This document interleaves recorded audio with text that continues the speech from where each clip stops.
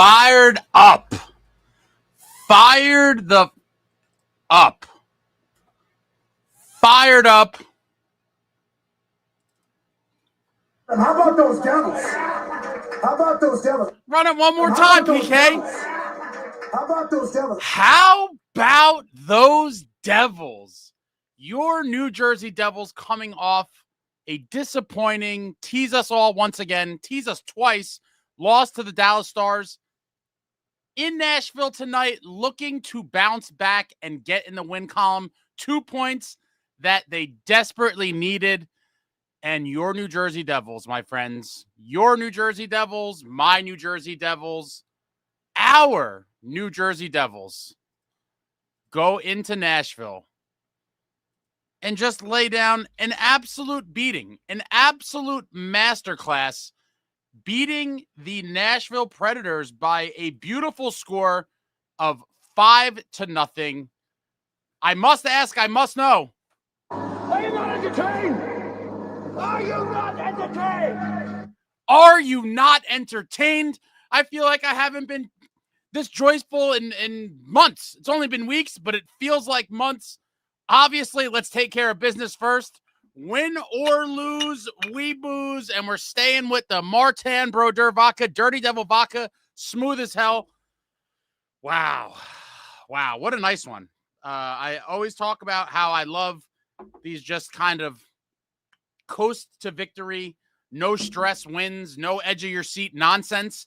And your New Jersey Devils, my New Jersey Devils, our New Jersey Devils gave us one of those. It was just a stress-free, like, we're getting style points, just sitting back, talking about things in the chat mid-game that have nothing to do with the game itself and just more overarching Devils themes and, you know, talking points. Cheers to all my Devils fans. It's been way too long since we had one like this. Hopefully this is the start of things to come. As someone pointed out in the chat earlier, I have said this many times after some thumpings like this, but hopefully this is the real turning point. Cheers to all my Devils fans. Win or lose, we booze. And wow, guys, what a game. What a game. Jake Allen obviously getting a rest. It is inhumane to play goaltenders on back-to-back nights. It's inhumane. Hold on one second. Inhumane to play goaltenders back-to-back. So in the net, we see Nico Dawes for his second game of the year. Again, one of the many goaltenders looking to establish himself as maybe the next in line to the Jacob Markstrom throne. But that is a topic for another day. Your New Jersey Devils get to work, and they get to work early in the first period at 13:45. Luke Hughes passes up a shot and uses that vision. And what does he do with that vision? He makes a nice little pass.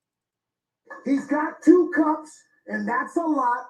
Andre Palat finding the back of the net at 13:45. His 13th of the season from Luke Hughes and Dougie Hamilton, the offensive machine from the blue line. Much underappreciated by many of the fan base, I believe. A lot of people down on Dougie. Dougie's just racking up assists in his sleep. Palat from Luke Hughes and Dougie gives the Devils the 1-0 lead at 13:45. That is how the first period would end. Your New Jersey Devils with 12 shots to 8 for the Predators. And early on, it looked like this was going to be a little bit of a pond hockey game. And when I see that, I say pond hockey, don't mind if we do, because more times than not in those types of games, if you want to trade chances and go up and down the ice with our New Jersey Devils, they will burn you because we have the personnel to do it. And when I saw the game kind of looking like that early, I was like, this plays right into our hands. Obviously, you know, most teams come in with a game plan to try to shut down the transition game, force the Devils to find other ways to score other than on the rush, make them work down low, and that's our Achilles heel. And when I saw how Nashville was kind of playing loosey-goosey early on, I was like, oh, this could be a fun night. And I actually texted Steve the Maniac. Shout out to Steve the Maniac. I texted him in the first period, and I was like, we need to score 5 tonight. Because when I saw the way the game was going, I was like, this is a game where we could easily score 5. And we honestly could have had more. I mean, what were we, 0 for 3 or 0 for 4 on breakaways? My God. But first period ends, Devils up 1-0, and I was like, okay, this game is ours to win because they're just playing right into our hands. We get to the second period, and at 9:14, Dougie with a nice little blast from the side of the net at 9:14 gives the Devils a 2-0 lead. Dougie's ninth from nicohischier and Jesper Bratt. And at that point, I was like, oh, baby. Oh, baby, we might just start exploding soon. And it did not disappoint. The Devils did not disappoint. I'm going to call this an explosion. A little while later, in the second period at 14:28, my boy from the blue line back in the lineup in place of Shimo Nemitz, a guy that I was calling for last night to play tonight, a guy that I really kind of wanted to stick around from earlier on in the season. I knew with all the riches we had on defense, it was going to be tough for him to stick around. Seamus Casey, my man, back in the lineup instead of Shimo Nemitz, and he doesn't waste much time. Seamus Casey head up, he's looking around, he sees Jack, he looks, and he just rips, baby. He just lets that beautiful shot go, and Seamus Casey gets his fourth of the season. Ridiculous. Fourth of the season at 14:28, giving the Devils the 3-0 lead, assisted by the brothers Hughes. Luke and Jack Hughes picking up assists on Seamus Casey's fourth. Welcome back to the show, kid, and I hope we never see him go back. I'm hoping this stamps Seamus Casey's ticket as a full-time NHL player from here going forward. I just love the mobility. I love the vision, his shot. I just think he's great. I know a lot of people are concerned about his size and things like that, and, I think they're valid concerns, and I'm a little bit concerned as well, but I think you got to kind of take the good with the bad at the moment, and hopefully he develops into be a great defenseman. I think this kid is going to be sick, and with Siegenthaler down, I don't see any reason for Nemitz to come in the lineup in place of Casey anytime soon, if I'm being honest. I just like what Casey brings. We won the game big. I just think he's got to I think he's got to stay in the lineup. All right, sorry, got distracted for a second. Second period ends, the Devils up 3-0, and I'm like, this third period, hasn't been a third period in a while. I just sit back and relax. Third period, Devils on the power play, and at 5:06, off of a beautiful feed from the captain, nicohischier, Stefan Noesen gets back on the scoring sheet with his 19th of the season, giving the Devils the 4-0 lead at 5:06 from Nico and Jesper Bratt.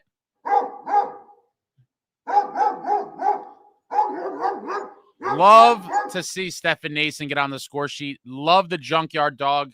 Devils up 4-0. The game basically over at that point. We tack on one more for the style points.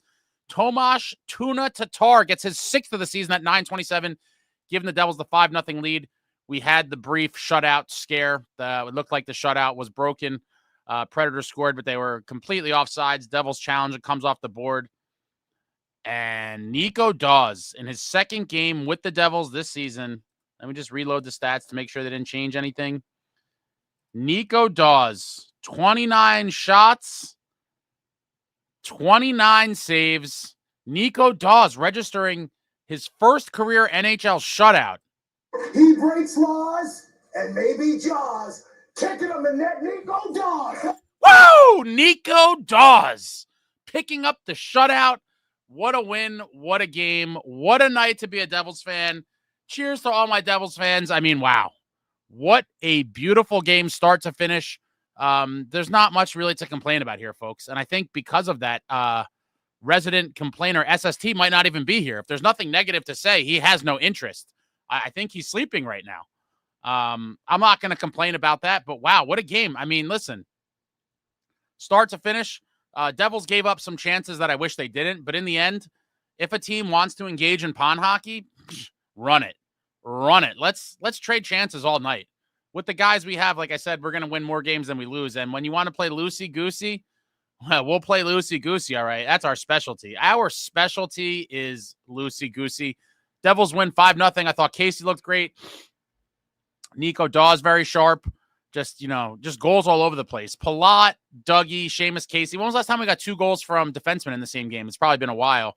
Depth scoring, Noesen, Tatar. I mean, you love to see it. None of the big guns scored tonight, and we put up a 5-piece. A 5-piece with no goals from the top 6. Or I guess, yeah, the top guns, I should say, not the top 6.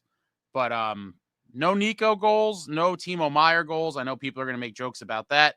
No Jack Hughes and no Jesper Bratt. And the boys still found a way to put up a 5-piece. And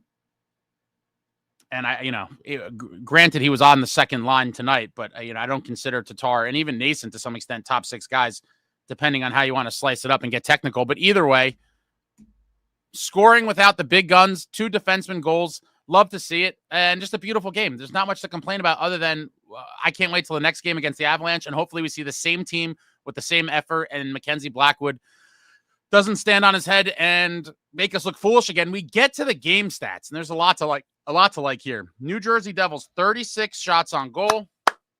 The Predators with 29. Again, I would like to see that closer to the mid-20s. Paging that defense from December, the NHL record-setting defense that only allowed 20 shots on goal or less in 7 straight games. I would love to see them back.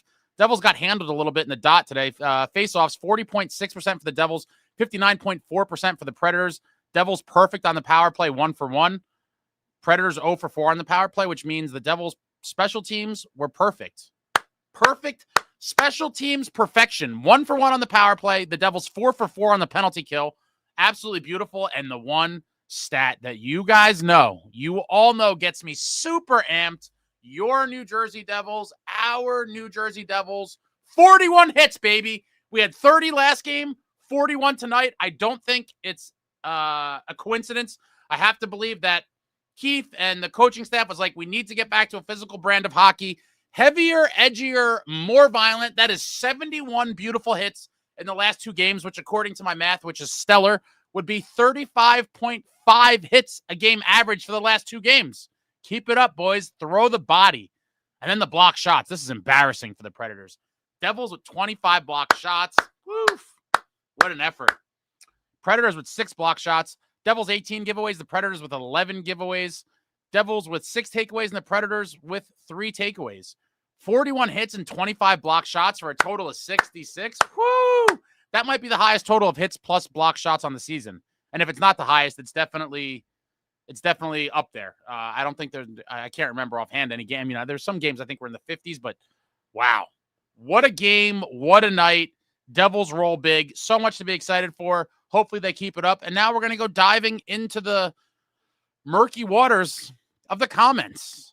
All right, so it's 9:28. So let me start off a little bit. I don't like to get too far behind. And I'm going to say this already. There is hundreds of comments. So if I don't read your comment, I apologize from the bottom of my heart. I am only one man. I am the on-camera host. I am the producer. I am the director. I am the bartender and the drunk. And I can only do so much. And so it's physically impossible. It is physically impossible, for me to read all of the comments. I try my best, and so I'm sorry. Please do not get in your feelings. I'm going to be skimming. You guys are very chatty. Shout out to the Devils fans, and let's go. Let's go! But before I get to the comments, let me just, one more time for our boy. For our first career, I got to run it one more time. He breaks laws and maybe jaws. Kicking him in net, Nico Dawes. Kicking him in net, Nico Dawes, baby. Whoo! All right, let's see. So it's 9:29. So I'm going to start.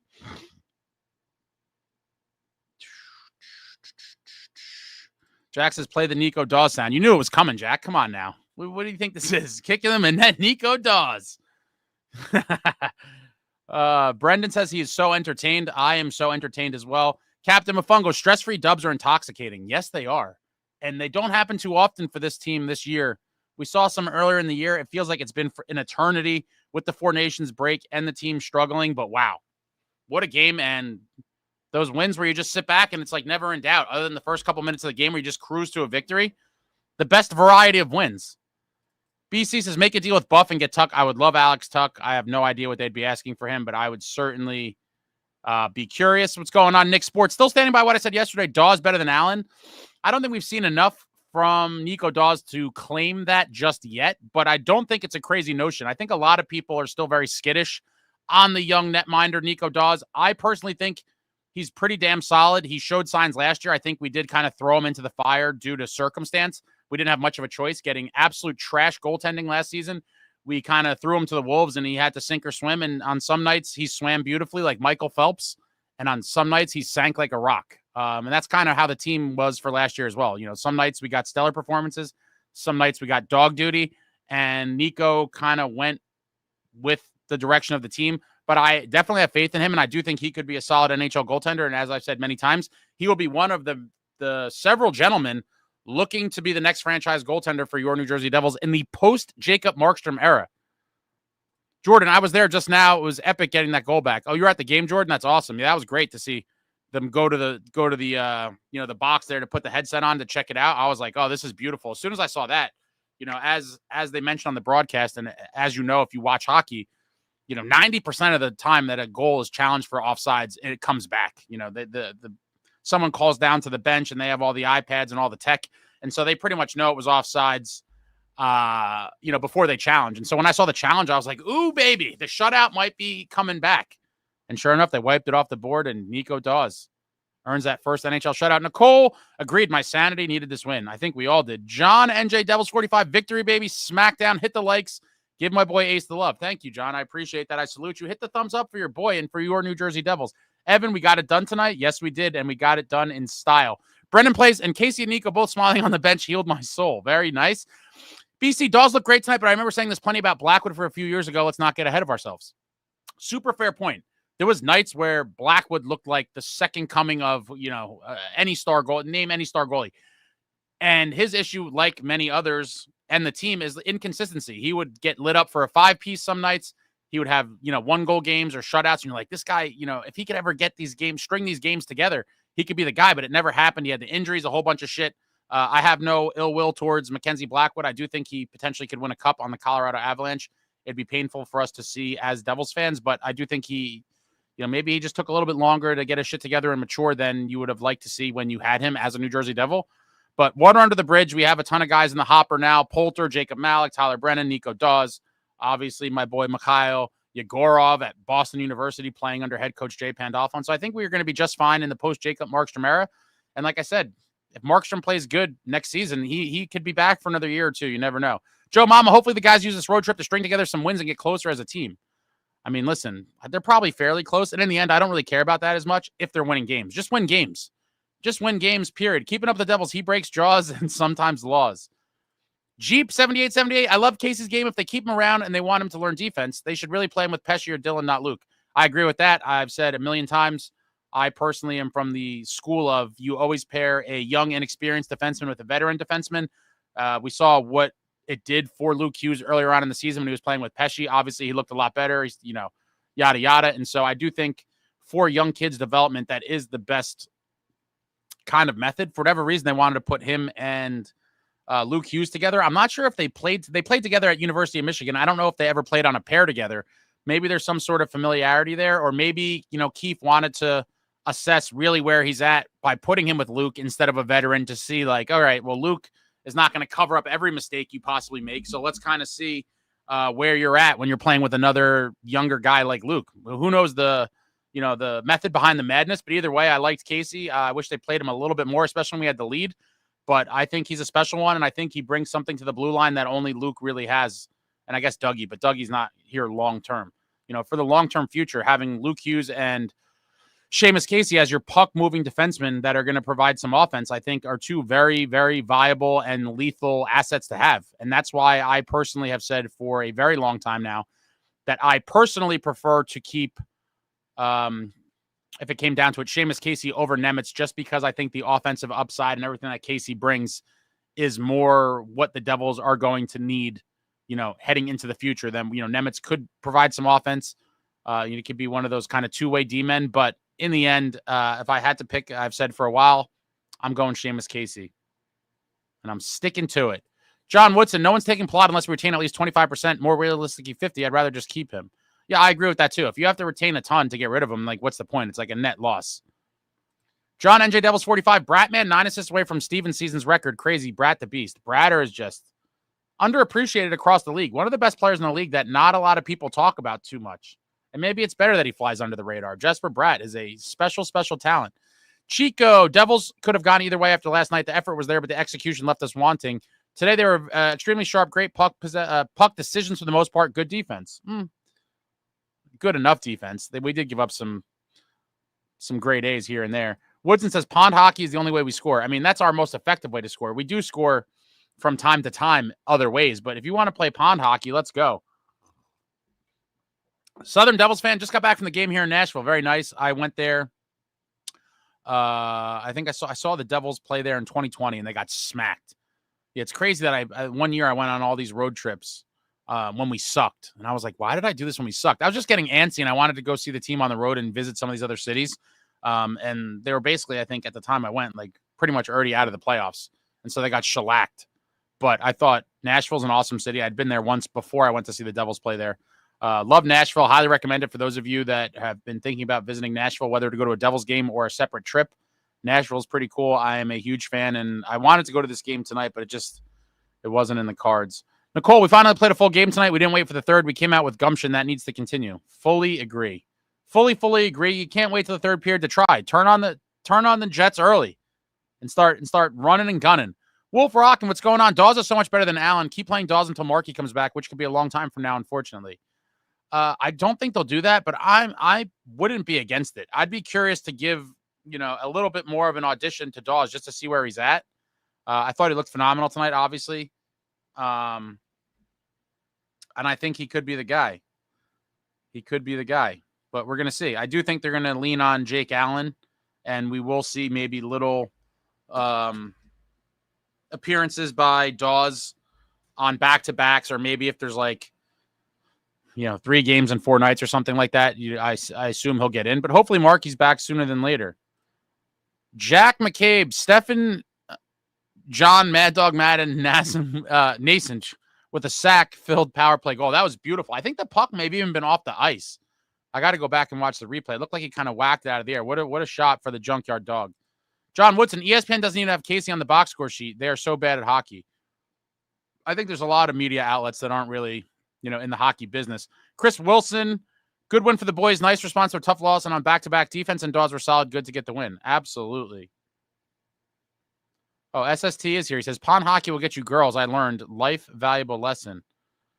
BC says, keep Casey, period. Jack says, Casey is in, Nemitz is out. It might be unanimous. There's a couple people Nicole says, agreed, Casey should stay. There's a couple Nemitz apologists in here, but for the most part, I think everyone has seen the light of Seamus Casey. Nick Sports, Casey goal.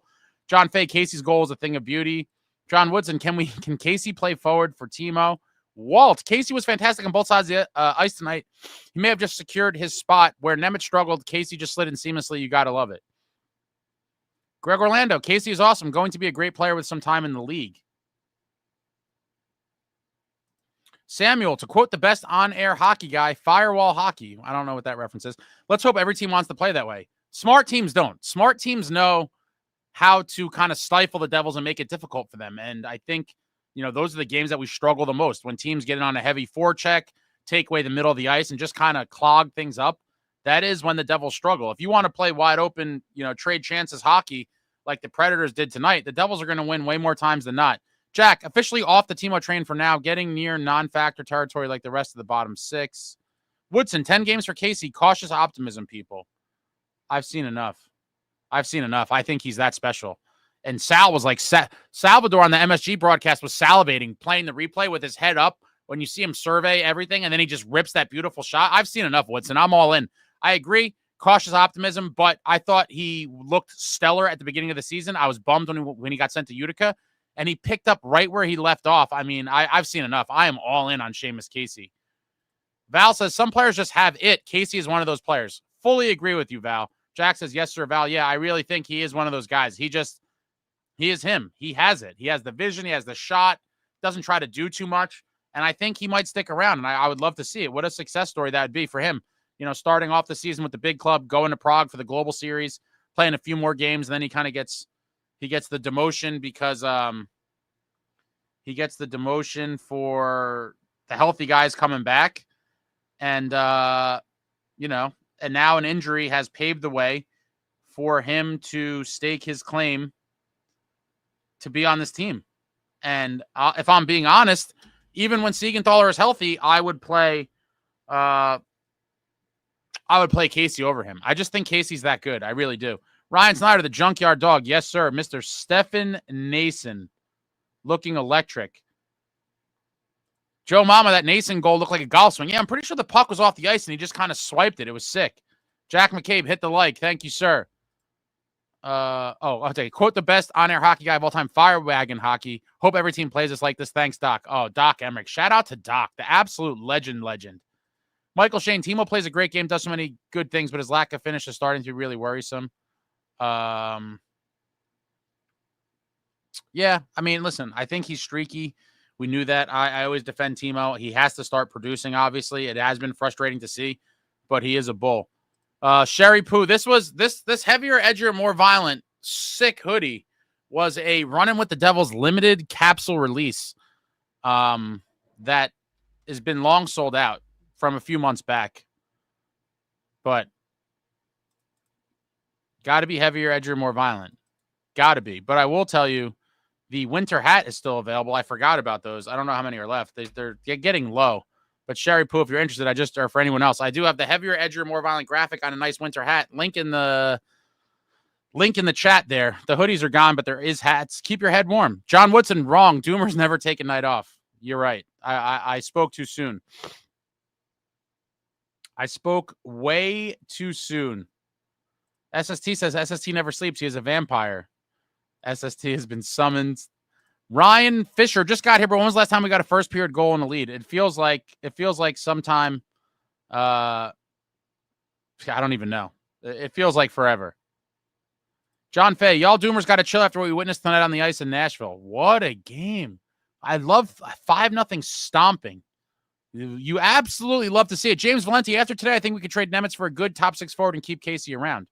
I'm so curious to know what the sentiment around the league would be for Nemitz. I mean, he is a promising right-handed young D-man. I do think we could get something decent from him. I do not believe his value is what it was last year, but I do think he still has a decent value. And I would love to capitalize on that value and bring in some win-now pieces, namely a top 6 winger to play with number 86 and 63.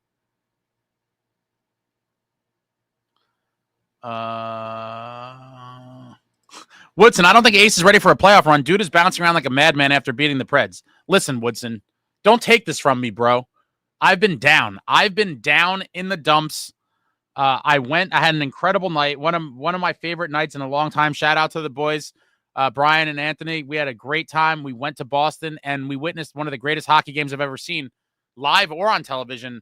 The arena was electric for that Four Nations face-off championship game between USA and Canada, and the knife. Connor McDavid stuck the knife in my chest. I was all in on Team USA. Devastating loss. Amazing time with the fellas. Amazing game, but that ending really sucked. And I was kind of depressed from that. And then for the Devils to give me another kind of kick in the you-know-whats last night with the double T's against the Stars, I needed my team to win badly. And the Devils need these points desperately. Desperately. Now there's only 23 games left. We are in the thick of it right now. We are in a battle. Nick says Devils should have gave Wedgwood a chance. Another one of those things that where the timing just, for whatever reason. Woodson says the mic is definitely getting bumped tonight. I'm really trying hard not to. I am really, really trying hard not to. Vic, statement W, hope games onward are like this. Casey deserves to be on this team. On the first goal, Plot and Dougie both recorded 500 career points. Yeah, I forgot about that. Shout out to them for 500 points. Mary V, so happy they won on a back-to-back. Let's go Devils. Oh, yeah, of course, I forgot to mention that as well. A very rare back-to-back victory. Hold on.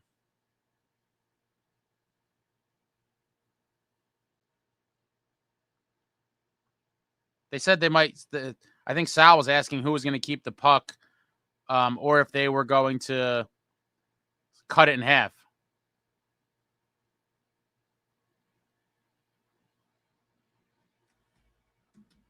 Walt, funny, too, that the Nashville commentary team was talking about how the Devils aren't heavy and don't really hit or take their opponent's bodies.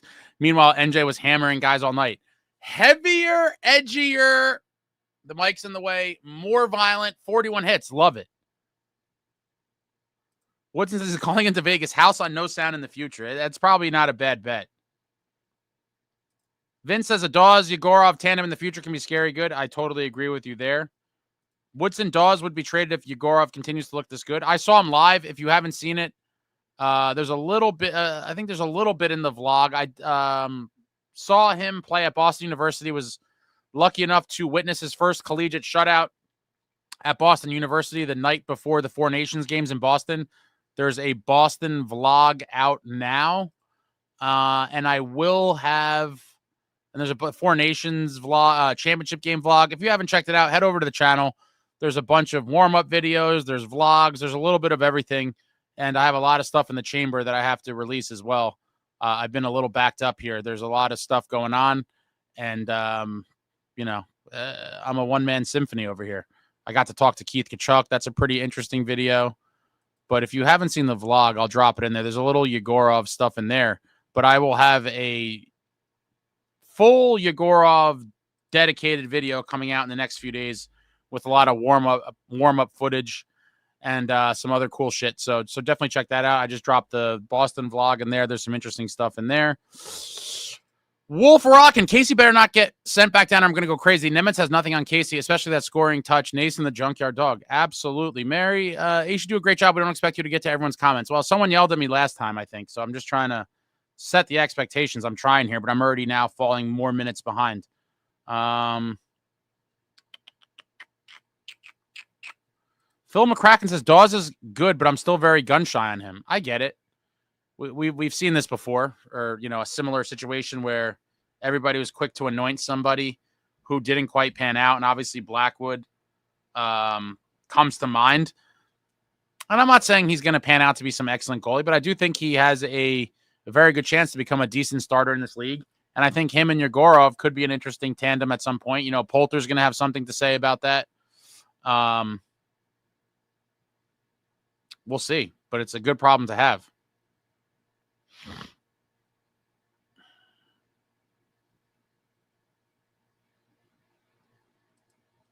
Chico, I can't imagine complaining about Timo after a 5-0 win. I want him to start scoring too, but damn, guys, be happy for half an hour at least. It's true. It's true. The people are going to come for Timo no matter what, even in the wins. Jay Snow, they need to play consistent hockey 100%. They are consistently inconsistent, and we need to start stringing together performances like this where we just stomp teams. Jack, can't lay a stinker against Colorado or else all the positive is wiped out. Fully agree with you there. Chico, he was good tonight. Timo, that is, in my opinion.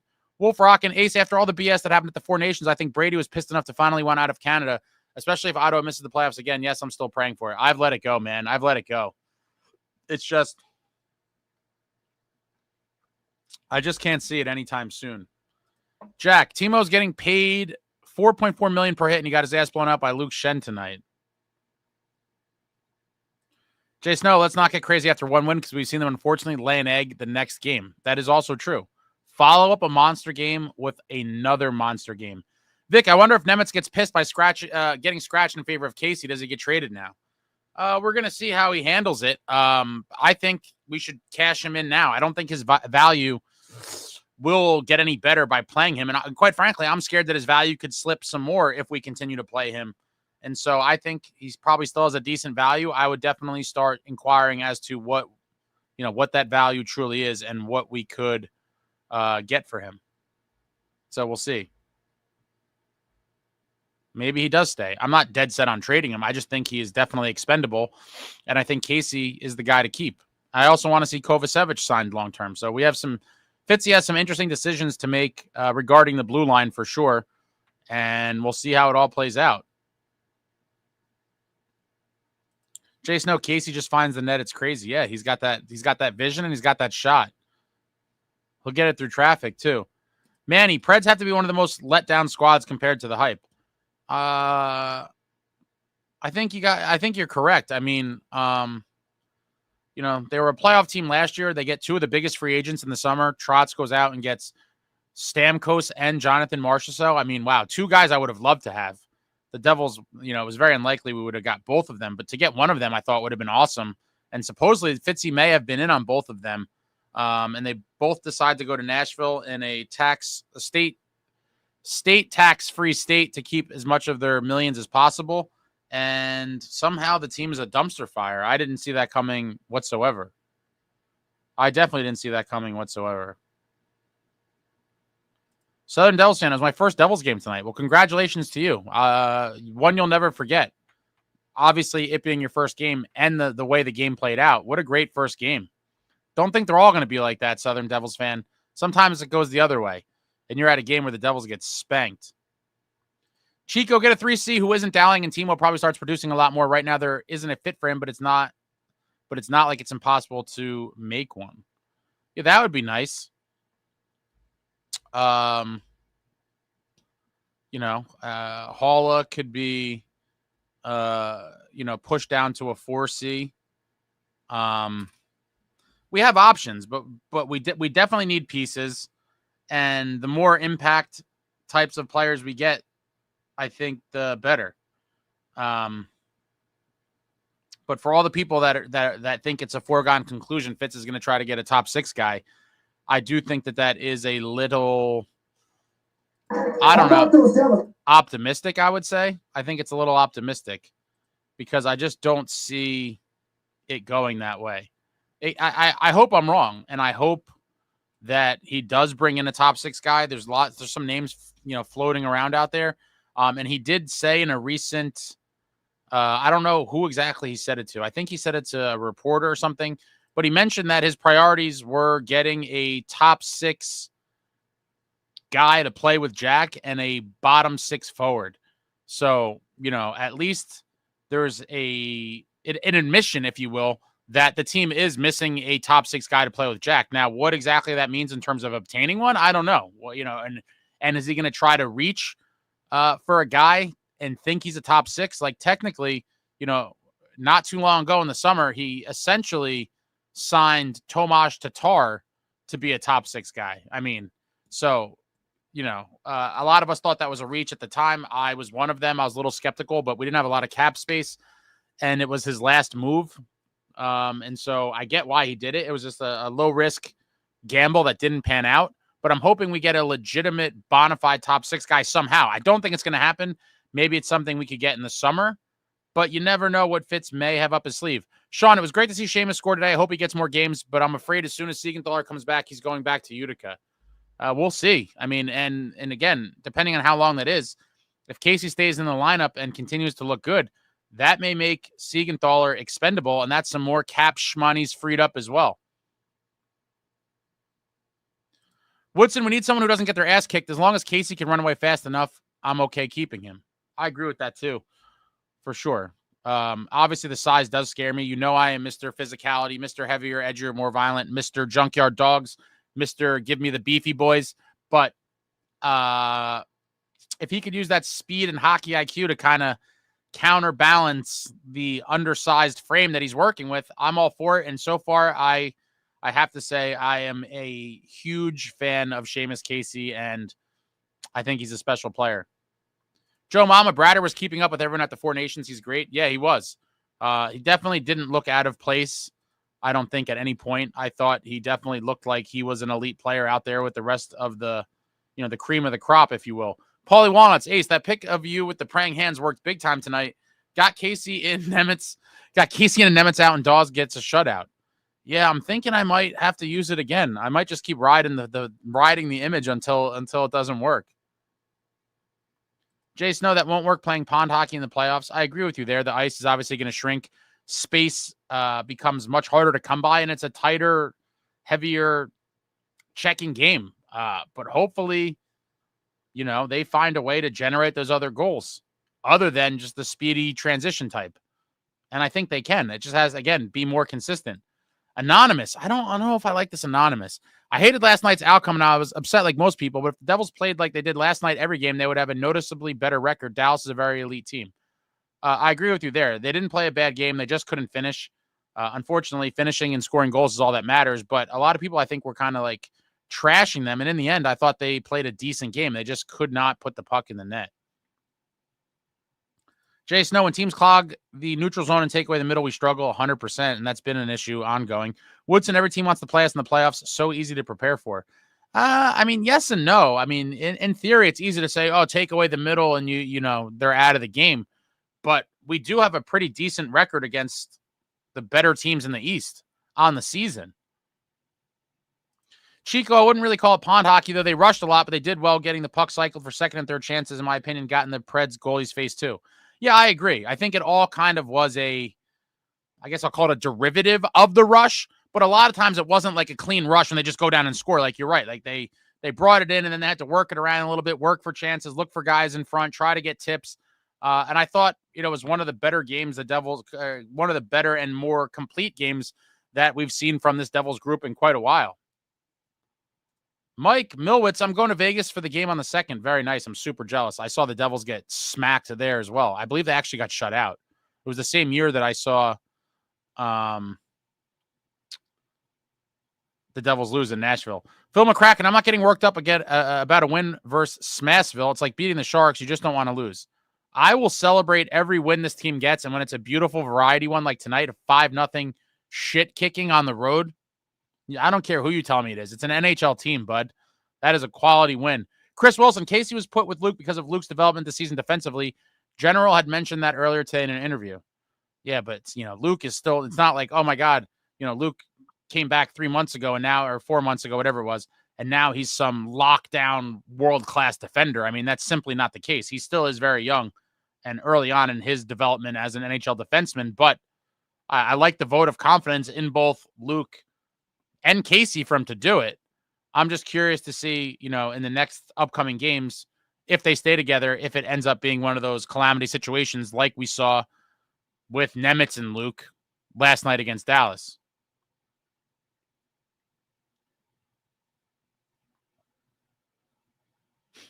Samuel says, Rachel and Seamus look like they're the same size. I hope Casey can take a beating. Or like Woodson said, be quick enough to get out of the way of it.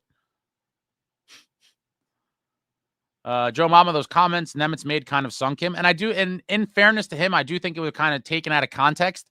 But once you start talking anything like that remotely, like not content and just kind of bitching that you want to be in the league, I think that opens the door for the reporters to take it and for the talking heads and the media to run with it. And that's what happened. And I think if you're a guy like Nemitz, you have to be smarter than to take the bait, and you really got to just, shut it down before it becomes a thing. And it might already be a thing, or maybe it's nothing. Maybe we're looking too much into it. But it kind of rubbed me the wrong way when I saw the quotes, for sure.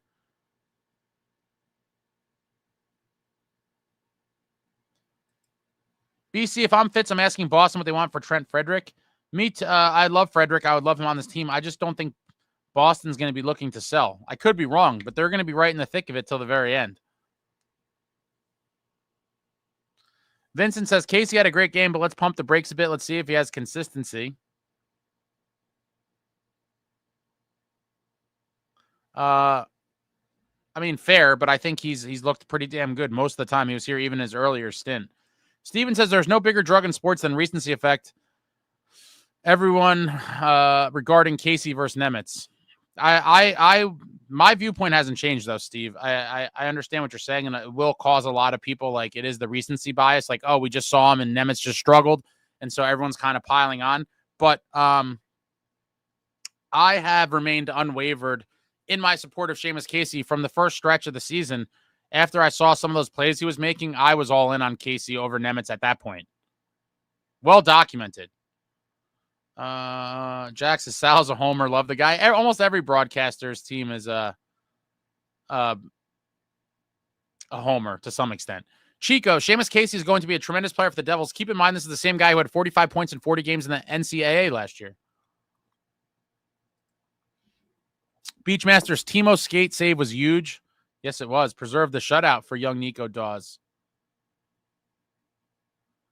Nick says, Casey has skating skills of Scott Niedermayer and skill level of Jason Arnott. Love to see it. I mean, let's not get crazy. Scott Niedermayer is probably one of the best, one of the best skaters probably in NHL history, I would imagine. He'd definitely be high on the list. I don't want to make those types of lofty comparisons yet, but I will say that I do think Casey has shown a lot in his now 2 stints with the team, and this stint being 1 game so far, and I do think the sky's the limit for him. Jack, Nemitz was busy sharding and complaining about his lack of opportunity, and Casey comes in and makes the most of his chances. Nemitz isn't doing anything, at least at this point, that Casey isn't doing.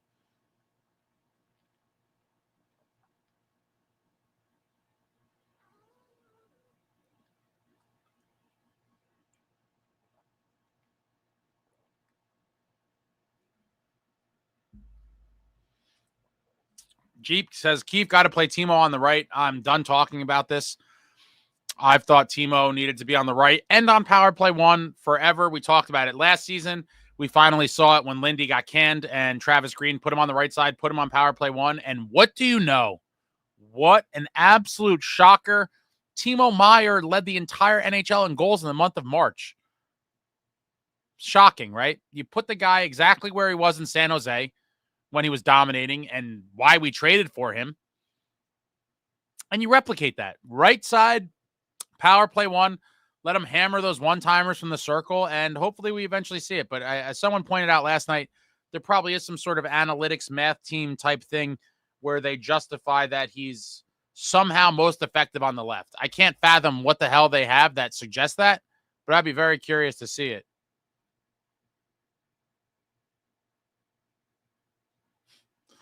Jackson's Timo will be executed before they put him on the right side.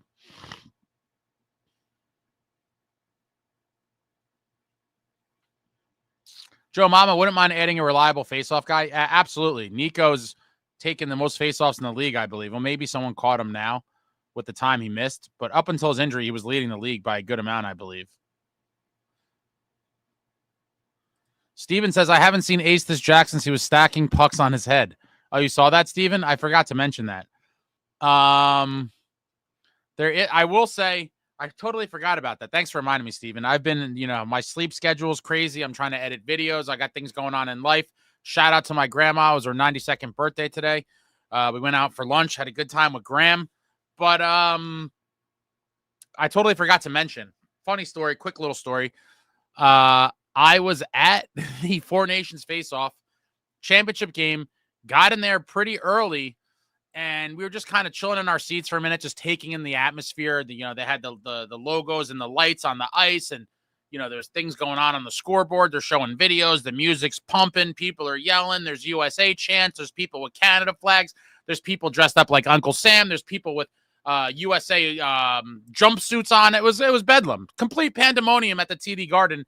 And while we're sitting there, a good probably at least 30 to 40 minutes prior to face-off, a dude from, I guess, an NHL worker of some kind, he has the little credential on his neck. He comes over and he's like, hey, man, he's like, would you want to do a contest in the first period on the scoreboard? I was like, yes, I would. And I'm like, what's the contest? And he's like, you're going to be stacking pucks on your forehead against somebody in a Canadiens jersey. I was like, ooh-wee. I'm representing my country on the international stage tonight. I was like, I am honored. And so the guy came back. It was like the third TV timeout or something in the first period. The guy came back. He pulled me out of the row.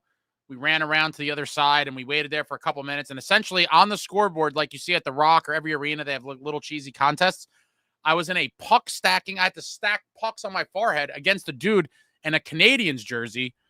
Not a Canadiens jersey, a Team Canada jersey. And your boy won. I represented my country well. I am now 1-0 in international exhibitions. Forehead puck stacking champ. If you want to see that clip, it is in the championship game vlog. I totally forgot about that. That's so funny that you mentioned that. I'll put the link in the description. It was pretty funny, though. What a time. What a night. Awesome night, except for a couple miscues. Obviously, the game ending was terrible. USA lost, and then I also lost a special memento that I'm devastated over. But yeah, great night. If you want to see if you want to see your boy Ace on the international stage, it's somewhere in that vlog I just dropped. Woodson says I'll let Ace be happy. Michael Shane says, guys, make sure you hit the like button. Thanks. Hit the like for your boy.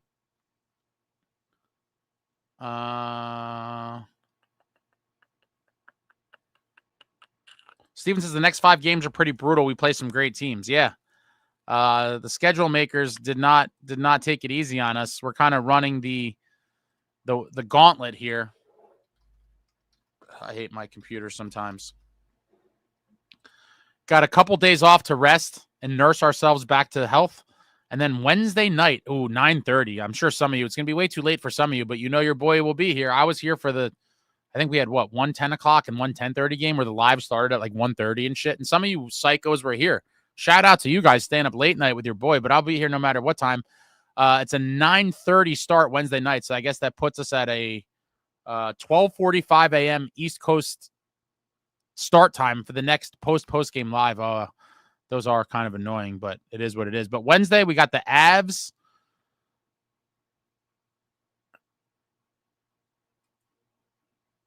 Wait, Wednesday's the Avs. Saturday, I got another 9 o'clock. Oh, yeah, these are going to be some late nights. Saturday, we got Utah at 9 p.m. Eastern. And then we got the Vegas Golden Knights. And then we got Dallas in Dallas. And that'll round out the road trip before we return home to play the Jets on the 7th. I mean, it's an unforgiving stretch. And, then the only, and the Flyers are not great, but we always have tight games with them a lot of times. And then we have Columbus, who's right on our heels on the 11th. Edmonton Oilers at home on the 13th. Yeah, I mean, it's March Madness for real. Hopefully your New Jersey Devils could rise above and put together some wins, because this is a very tough stretch. A very tough stretch indeed.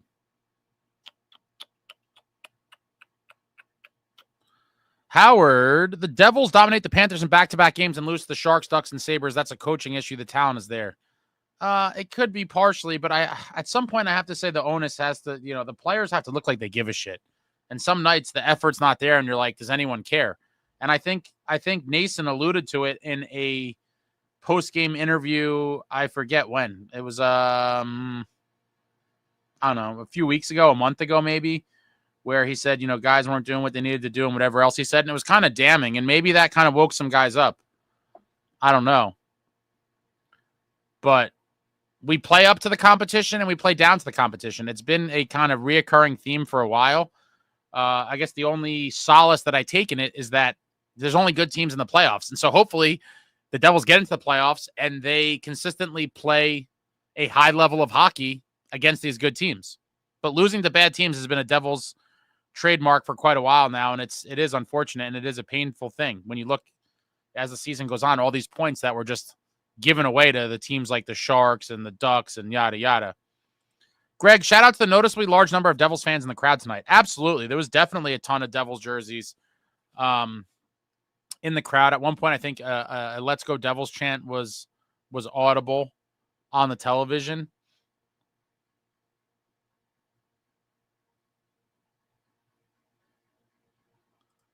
It's 489 versus Ace speed reading course needed.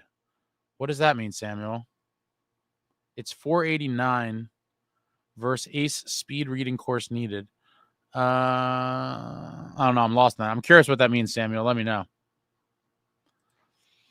John says, at Stick Figs, I don't think anyone in this chat is on the Nemitz Express. I think they are now on board the Casey Express. I've been on the Casey Express forever. You got some of you guys are fighting in here. Chico and somebody are fighting. Chico, the Devils have been playing down to their opponents since John Hines was behind the bench. Andy MC, Devils breakaway game is in shambles. Sheldon needs to make Jack take 100 breakaways daily at practice until he gets one. It is crazy. I think Jack was 0 for 2 and Brat was 0 for 1. And was there another one I'm missing? It was pretty painful to see, but hard to complain, right? After a 5-0 win, but it really could have been 8 or 9-0. We had that 2-on-1. I think it was Timo and Mercer kind of got flubbed. Captain Mafungo, it appears that Nemitz will be traded at some point. I mean, that seems the logical kind of thing to happen, but we'll see. Nick, Chico, and or Larry Robinson need to be in the Devils Ring of Honor. I agree with you there. I do think there's a ton of guys that need to be in the Ring of Honor, and hopefully the Devils start putting more than one guy per year. There's just too many guys that need to be in.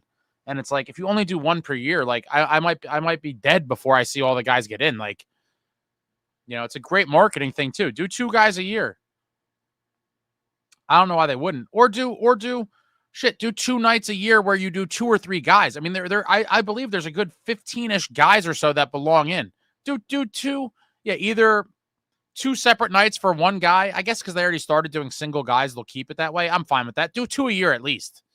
Do 2 a year at least so we can start knocking some of these names out. Larry Robinson 1,000% needs to be in. Lou Lamoriello at some point obviously needs to be in. There's a million players that need to be in. There's a lot of guys. Got to start putting them in. Woodson says Casey can make Dougie expendable in a year or 2 if only Dougie wasn't paid like Makar. With the cap going up, it might not be as bad, This guy's still putting up monster points. I think he's like, what is he, third? Not third. Was he 5th on the team in points, maybe? behind the big four. He might be right behind the big four. He is. Oh my God, he's surpassed Timo. Oh, that's going to be fuel for a lot of you psychos in here. Yeah, Dougie is now the 4th leading scorer on the team. Jack and Jesper both with 68 points. Nicohischier with 46, and Dougie has 40 points. Timo behind him with 38, then Nason with 32, Dawson with 25. Yeah, a lot of people want to jettison Dougie Hamilton, but he produces a lot offensively, and we will miss him when he's gone. I don't think people really understand the offense that he generates. Howard says the Devils' mismanagement of prospects is getting old. I'd be curious to know exactly which prospects you're talking about. If you're going to bring up Holtz, I just think Holtz sucks. I just think it was a horrible draft pick. That was a failure of the scouts and the whole scouting department, and we whiffed big time on that pick. But I don't think the Devil, was he developed the best? Probably not. But in the end, he's got a new start in Vegas, and he's not doing shit there either. And he was in the AHL, and so I just think that's more of a Holtz problem.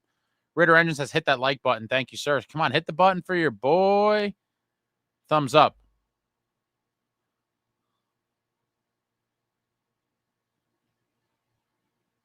Doug says, trade deadline is already close. It's crazy how fast the season goes. In the blink of an eye, my friends.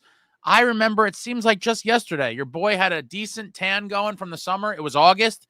And I was like, guys, we're 3 weeks away from puck drop at training camp. And here we are. You bat your eye.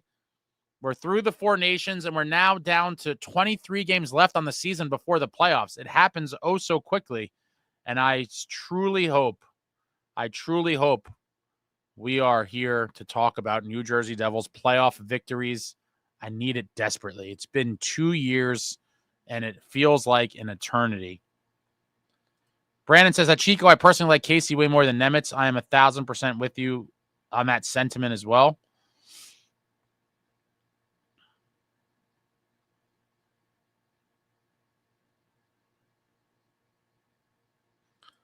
Woodson says Lindy hated Holtz. Keefe hates Nemitz. I don't know that he hates Nemitz.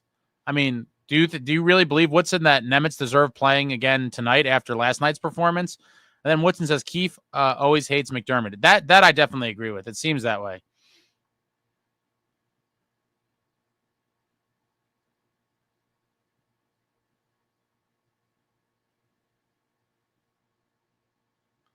Spirit in the Sky says, where's the Timo from the Sharks? Well, if you want to see the Timo from the Sharks, we need to put him on the right side and on power play 1. And when that happens, you see a little bit more of the Sharks version of Timo. He's being played on his off wing. He's not getting power play time. And unfortunately, the reality is when those two things happen, you are going to see a dip in the offensive production. There is just no two ways about it. Like, that is going to happen. You're playing on your offside. You're not getting the power play time. And so the numbers are going to go down. It sucks. It sucks, but a lot of Timo hate in the comments. Woodson says the only chance we have in the playoffs is if the power play gets hot, goaltending, and maybe our defense will keep us in games that we will struggle to score. You never know, man. You never know. Just make the dance and see what we could do. If all the games do play out as tight checking wars, which most of them probably will, it will be a little bit harder for the Devils to generate, but when that power play is clicking, it is lethal. And if we could draw some penalties and get, like you said, a hot power play with some decent goaltending and some decent defense, that could go a long way.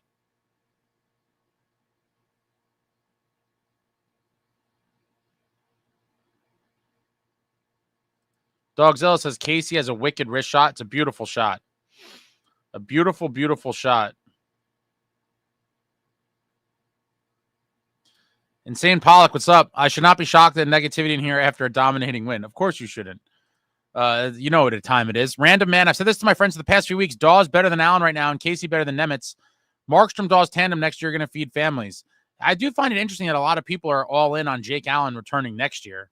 I think I would like to see a little bit more out of Nico Dawes this season to kind of really assess where he's at. But at some point, I think you have to start the succession plan. I mean, unless your plan is, Markstrom is only signed for next year. So what, you bring Allen back for a year, and then technically after next season, you would have to bring in 2 new guys. I would like to see Dawes play under Markey for a year or two. See him in that tandem role and see what he could do throughout a season at that juncture of his career. But it is interesting. A lot of people bringing up Jake Allen. I do think after the season, it's time to move on, but I wouldn't be mad if they brought him back. But then, what is the succession plan after that? If him and Markstrom leave simultaneously, then you're bringing in two younger guys, or maybe you get someone in free agency and one of the younger guys at the same time. I think replacing a tandem is not the greatest idea, although the Avalanche did it mid-season this year, not even mid-season, early season, bringing in two former New Jersey Devils goaltenders in the woods, Blackwood and Wedgwood, and it's panning out for them. Is this a joke, Jack? I wonder if they're going to discuss the Nemitz-Casey drama on ESPN's First Take with Stephen A. That has to be a joke. There's zero chance they're talking about this on that show. I don't think they even talk about hockey ever. Doug, just because you had high draft stock doesn't mean your NHL compete is greater than someone like Casey. That's what's happening with Nemitz. I fully agree. I do think people are getting blinded by, he was a second over. Like, who cares? To me, right now, if I had to bet money on which one's better or which one is more valuable to the team, I'm going with Casey for sure. And he was a second rounder, and Nemitz was a second overall, but it doesn't matter to me. Howard, we should be sellers, not buyers. We have zero chance of beating Washington or Carolina in the first round. I think that is hogwash. Hogwash. We'd clearly be an underdog, but I don't think, by no stretch of the imagination would I say that it's impossible for us to beat either one of those teams. And in fact, I think I like our chances against Washington better than Carolina, if I'm being honest. But I do believe that the Devils have a decent chance of beating either one of those teams in the playoffs. I guess this was anonymous. Seamus equals Rafalski 2.0. Change my name for you, Ace. Again, let's not get carried away with the comparisons. Rafalski was a damn good one, but I would be thrilled if Casey could be Rafalski 2.0. Nicholas says you have to imagine Nemitz becomes trade bait. Casey's the clear choice, at least now. For me, it is, and for me, that was the case months ago. I said the same thing. I said, unfortunately, we have a ton of defensemen. I personally would prefer to keep Kovacevic around for as long as we could sign him up, assuming we could sign him for something that doesn't absolutely break the bank. He is going to get paid a nice salary and probably a good amount of years as well. But it was clear to me earlier on in the season that I don't see a path for Nemitz and Casey both to be in the NHL lineup anytime soon. And for that reason, with the other deficiencies the team has, I am trading Nemitz for immediate win-now pieces. And I think that's the logical play. Now, I'm not going to trade him just for the sake of trading him. And so, if people are offering like shit for him, like, a bottom six guy or something like that, then absolutely I'm not trading him. But in the right scenario, if we could get a player that's around 28 years old or younger, maybe 29, depending on the guy, a guy with some years and term left that could help this team push in the playoffs for a few 3, 4, 5 years to come, I think that's a chance you got to take.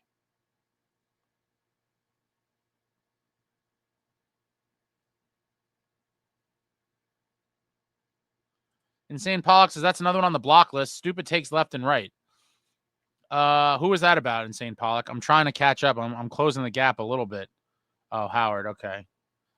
Howard says you're delusional if you think they're beating either. I just said they would be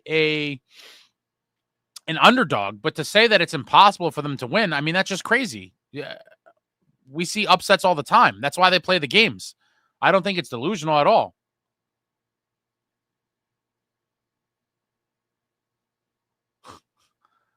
Traveling Devil says, as if you know what is going to go down. Wolf Rock and Nick, sorry, brother. I love Casey too, but what are you smoking, my friend? As good as Scotty needs, let's not get crazy, bro. Peace. Yeah, I agree with that. I mean, Niedermayer's an all-time great. I mean, let's not. The Rafalski one, it's still a crazy comparison to me because Rafalski, a very, very, very good player. Even if he panned out to be anywhere near Rafalski, that'd be a huge win for the Devils. But Scott Niedermayer is a completely different animal, completely different stratosphere of player. BC, the analytics geeks must be telling Fitz to keep team on the left. Yeah, on the left. Yep, I said it last night, and I'm convinced. I wouldn't be surprised. I would not be surprised. Dimitri says, happy birthday to my grandma. Thanks. Thank you. Jack says, happy birthday to Grandma Ace. Is she a Devils fan? No, she's super old school. She's not really a fan of. She's a fan of Broadway plays and musicals. Random man, we really got this guy's grandma 92nd birthday before Matthews winning a game 7. Happy birthday, Grandma. You guys are brutal. Paulie Walnuts, Ace, what's your next game at the Rock? Brady is going to be there March 22nd. I'm assuming you will be there for that one. Yeah, I definitely will be there to see Brady. I'd like to, I definitely, I think would be there before then. I typically don't really plan them out much in advance. I'm more of a game time decision kind of guy. But I always got to go see my boy Brady live and in the flesh. Alex, do you have a video of the puck stacking? Yeah, I put the link in the description. Oh wait, that was the wrong link. My bad. Hold on. It's in the vlog. And it was pretty funny. My buddies videoed it on the scoreboard. And I had some guys firing me up. It was a lot of Canadians there, but it was definitely obviously a way more American crowd, being that it was in Boston. And we were kind of standing in position for, I don't know, a couple minutes, like waiting for when they were going to when they were going to do the contest. So we were kind of waiting there. All right. So this is the vlog. The correct link is in the description now in the chat. My bad. It's in there. It's in there somewhere. But these guys like saw me waiting and they were like, look at that guy. They're like, you better not lose to him. And they were getting me fired up. They gave me like a little pep talk. They're like, you got to do this for your country. And I felt the weight of the entire United States of America on my shoulders. It was my very first international exhibition, and I did my country proud. Nick says Canada is the best thing because we don't have Italy. We don't have Italy for what? Hockey? They're going to be playing in the Olympics next year. I'm going to try to go see some Italy hockey games, too. Stanislav, what's up? All good game tonight. Maybe they should play Nico in goal until Markey returns. Someone else said that before. And I don't know about every game, but I'd like to see him get more games than, what we may see. I wouldn't mind seeing a little alternating thing, but I've told you guys, I'm a fan of riding the hot hand, especially in goal. After he played tonight, the way he played tonight, I would honestly put Nico Dawes in there against the Avalanche. I don't think we're going to see it for a second, but I 100% would. Nicole says, representing country equals stacking pucks. Love it. If you didn't get the win, I would have been disappointed in you. And listen, Nicole, I was picked by the NHL. The man handpicked your boy Ace, came up to me in the seats and was like, do you want to do a contest? And you're going against the Canada guy, stacking pucks on your head. I think that qualifies as representing my country on the international stage. I was decked out in USA gear. He was decked out in Canada gear. They put us on the board. I believe the little intro video said bragging rights. It was a whole thing. And I felt the pressure, but I came through in the clutch. SST said, I'd trade my Timo hate for the Brodeur pads behind you. Oh, those are one of my favorite pieces. They're absolutely beautiful. Absolutely beautiful. I love them. I would never trade them.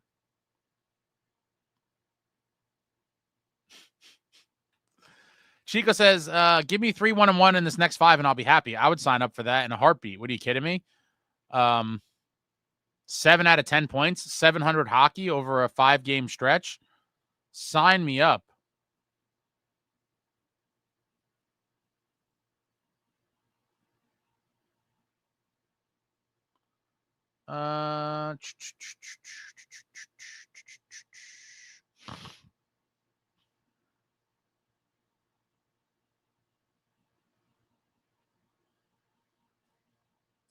Got it. 489 of us writing comments. One of you reading. Yeah.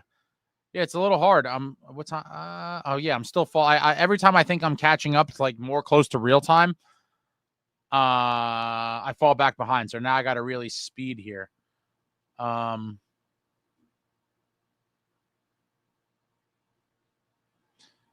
BC says Siegs will fall off a cliff again if he doesn't have a Kovacevic playing next to him. And I think that could be the case, which is why I do think a little bit of the Siegenthaler turnaround season, if you will, could be a little bit of smoke and mirrors. He's obviously playing better, but it's like, how do we gauge how much better? Maybe they should throw him out there. I don't think we really have a clear weak link at the moment on defense, which is a good thing. But how much of that is Kovacevic kind of boosting his play too? It's an interesting conundrum to have, but I definitely would not be against trading him for sure. Dimitri says we need some grit, a little more physicality. Could not agree with you more. I talk about heavier, edgier, more violent all the time, and you can never have enough of that, in my opinion. and we're far from, a quote-unquote tough team.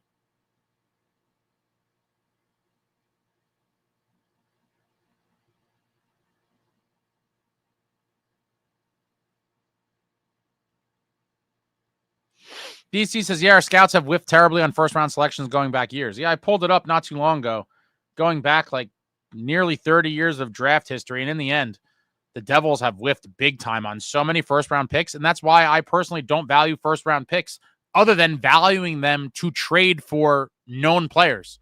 In terms of drafting with them, outside of if you have a top 5 pick, I feel a little differently, maybe even a top 10 pick. But if you're picking mid-round, mid-first round, lower first round, I'm always looking to trade that shit. Always. Wolf Rockin', Pat Burns should be in the ring as well, even though he sadly passed away too early. Thank you, Coach Burns, and RIP 2003 Cup champs. Agreed. There's tons of guys that need to go in. Tons of guys that need to go into the Devils Ring of Honor, and hopefully they start doing 2 a year.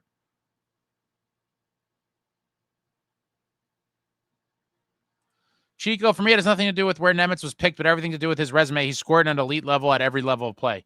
Dude, honestly, I don't care about any of that. The only level I care about is the NHL. And, he provided some offense last year, but it wasn't like, it wasn't some, oh my God, this guy's a phenom. And I don't know, maybe he's very young, in fairness. Could he become that? Maybe. But he had 3 goals and 16 assists for 19 points last year in 60 games played. Like, let's not over-exaggerate what he's done in the league. The only league I care about, the National Hockey League. I understand people get excited about these European leagues and all this stuff, but in the end, we have a decent sample size in the NHL. Oh, hold on. I got to do the thing turned off again. Hold on. I've been having some kind of nonsense. We're back in a second.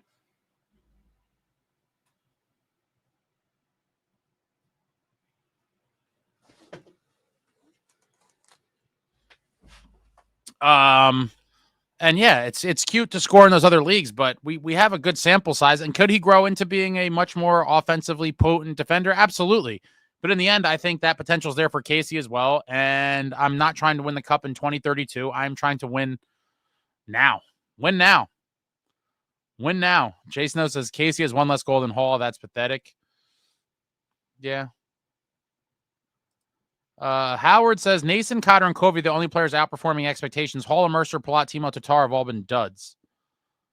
I don't think Mercer's been a dud, and I don't think Timo's been a dud either. Are some guys underperforming? Yes, but if every guy on your team overperformed, everyone wants every guy to do better than they did last year, and that's, quite frankly, is just not realistic. If that was the case, every team would be phenomenally good. If every player got better and put up more points than the previous season, I mean, what a world to live in that would be. Jason says, I love the Devils, but they're not good enough right now to go on a cup run.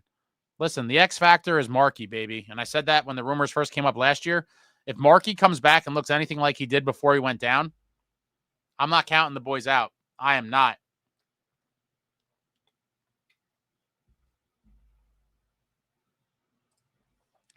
BC, we took Holtz instead of Jarvis, Lundell, Zaka instead of Rantanen, Barzell, Tedenby, John Carlson, Bergfors instead of TJ Oshie. Yeah, those are some classic whiffs. And a lot of people here wanted Askarov, the former Predators goalie that muscled his way out of Nashville into San Jose.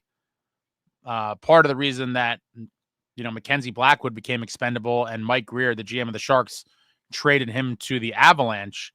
Askarov could have been the next, franchise goalie, but I am happy with our boy Yegorov. He's looked like a beast for Boston University, and hopefully he blossoms into, a franchise goalie. And I'm hoping he becomes better than Askarov. That would be quite the story. Old man split foot 95. It's a nice picture with Dano there. Old man split foot. Ace, thoughts if Fitzy will have the stones to make one big move and one bottom 6 move or play conservative? Unfortunately, I think conservative. He did mention. He said out loud to whoever that he wants a top 6 winger. Now, will he be able to pull that off in season? I don't think he will unless he trades something somewhat substantial. And by something somewhat substantial, I'm talking about Nemitz or I'd imagine Dawson Mercer would be the 2 pieces that could potentially be moved or one or the other or both in a trade to bring in a top 6 guy because of cap space and just what other assets do we have. I wouldn't be opposed to it. I would like to see a top 6 guy brought in if we don't have to gut the team to do it. But if I had to bet, I think we get 1 bottom 6 guy, maybe 2 bottom 6 guys. I think that's kind of for me, like the realistic expectation. I hope I'm wrong. I hope he gets an amazing bottom 6 guy. He gets a great top 6 winger, and we're all sitting here getting jacked. But time will tell. But my money's on maybe 2 bottom 6 guys, but 1 bottom 6 guy is what I'm confident in saying he gets. But we'll see. If he does absolutely nothing, I think the fan base will riot. Jason says also could have Logan Cooley instead of Nemitz. A lot of people talk about that. Logan Cooley would have been nice to have for sure.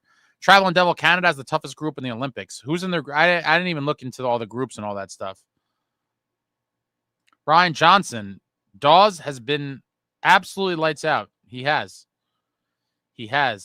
Howard says Palat for Blake Coleman. I can't see that being realistic.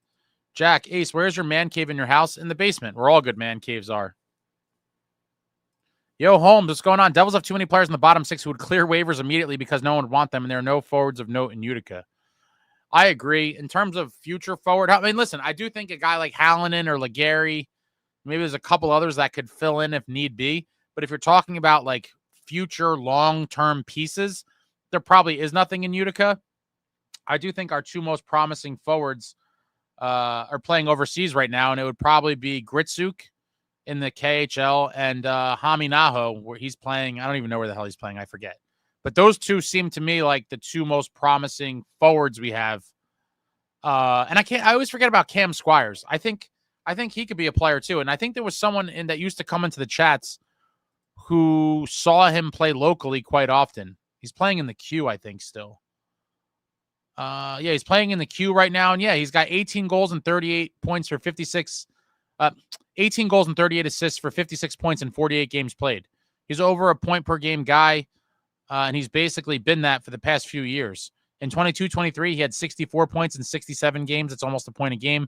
Last year, he had 72 points in 66 games, over a point a game. And right now, he's over a point a game as well. I always forget about Cam Squires. We don't hear too much about him.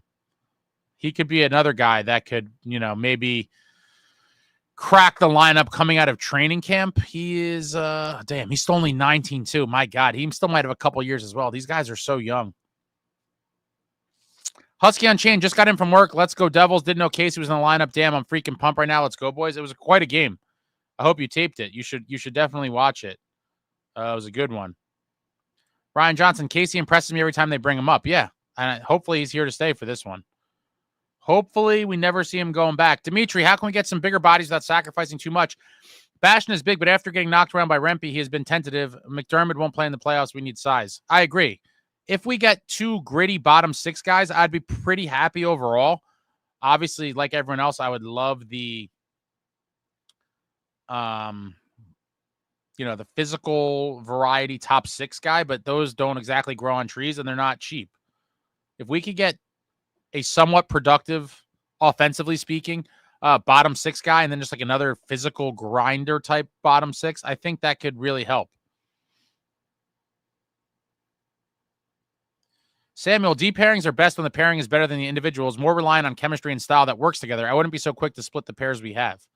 So, Samuel, are you on board with keeping Luke Hughes and Casey together if it has to be for a few weeks? Are you okay with that?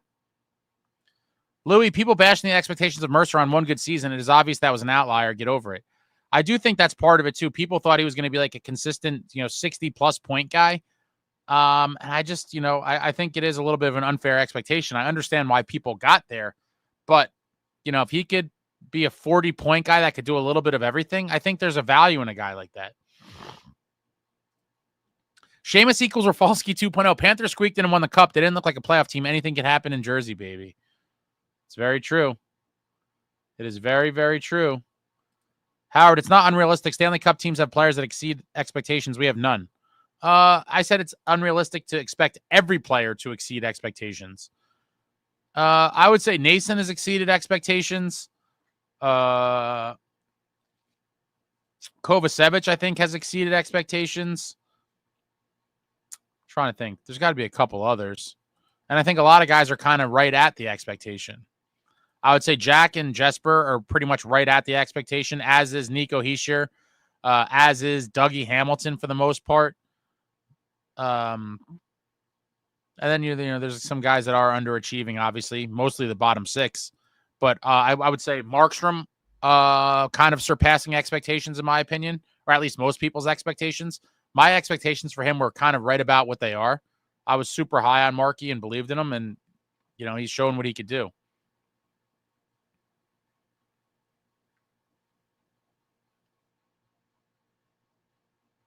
Garrett says Markey back at full strength plus a deadline pickup is a formula for a deep run. I certainly hope so. And I don't think it's crazy to think that. For the people that are just writing this team off, I mean, what are you even a fan for? I think they could go on a run for sure. Wolf Rock, and I can't believe that Nico came back before Markey. I didn't see that coming. Markey can't come back with only 5 or 6 games left. He needs some time to get back in the swing of playing every night, bro. I don't think he's going to miss anywhere near I don't think it's going to be anywhere near that long. I mean, if he's out for another 2 weeks, that would still not be anywhere near. He would come back with plenty of games before that. Jason says, I have a man cave too. It's called my house. Oh, okay, Sebastian Maniscalco. That's my father had a man cave. It was the house. Husky Unchained, only saw the highlights, but Jack looked incredible, and so did the team in the second, third period. God, please keep this going. Going to start getting loaded now. Let's go. Louis says Lenny is in ASAT in Liga. Okay. Dimitri, Mercer needs to learn how to bump with effectiveness like Bratt. He doesn't have to try and hit like a beast, but he needs some physicality. Bratt's small in stature, but his hard bump works. Yeah, I do think Bratter has kind of mastered the right amount of physicality for his size. I do think that there's definitely something to that, Dimitri.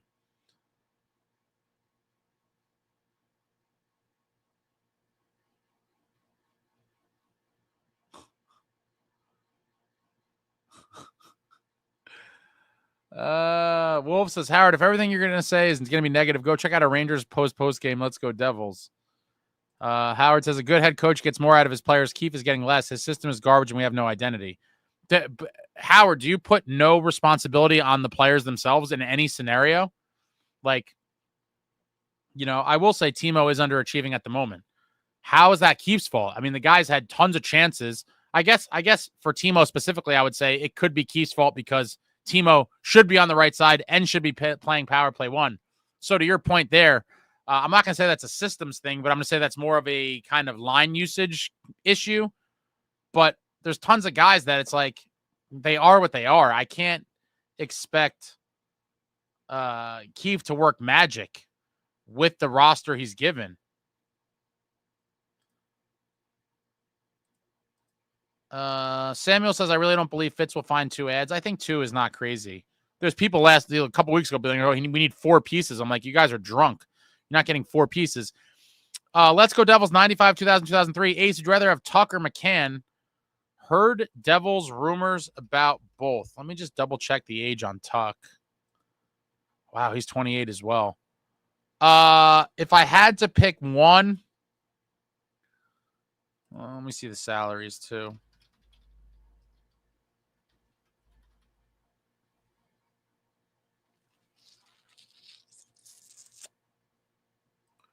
$43 points in 55.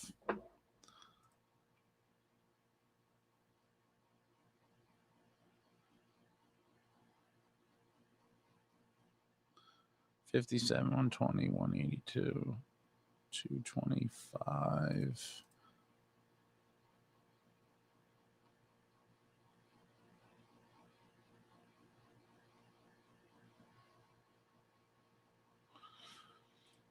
That one's close. I'd probably go Tuck because of size. Did this thing freeze? Can you? Oh, my God. Hold on. I'll go Tuck. Tuck because of size. 6'4", 219. That's a beast of a man.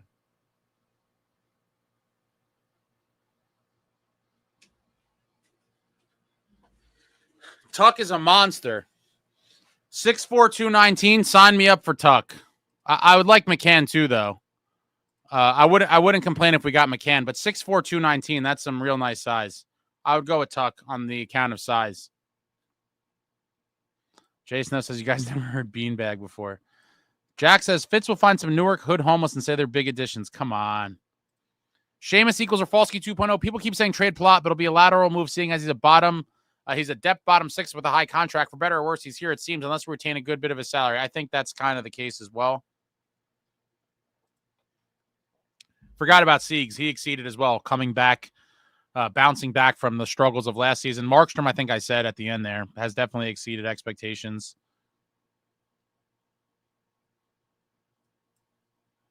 I mean, how many guys do you want to exceed expectations?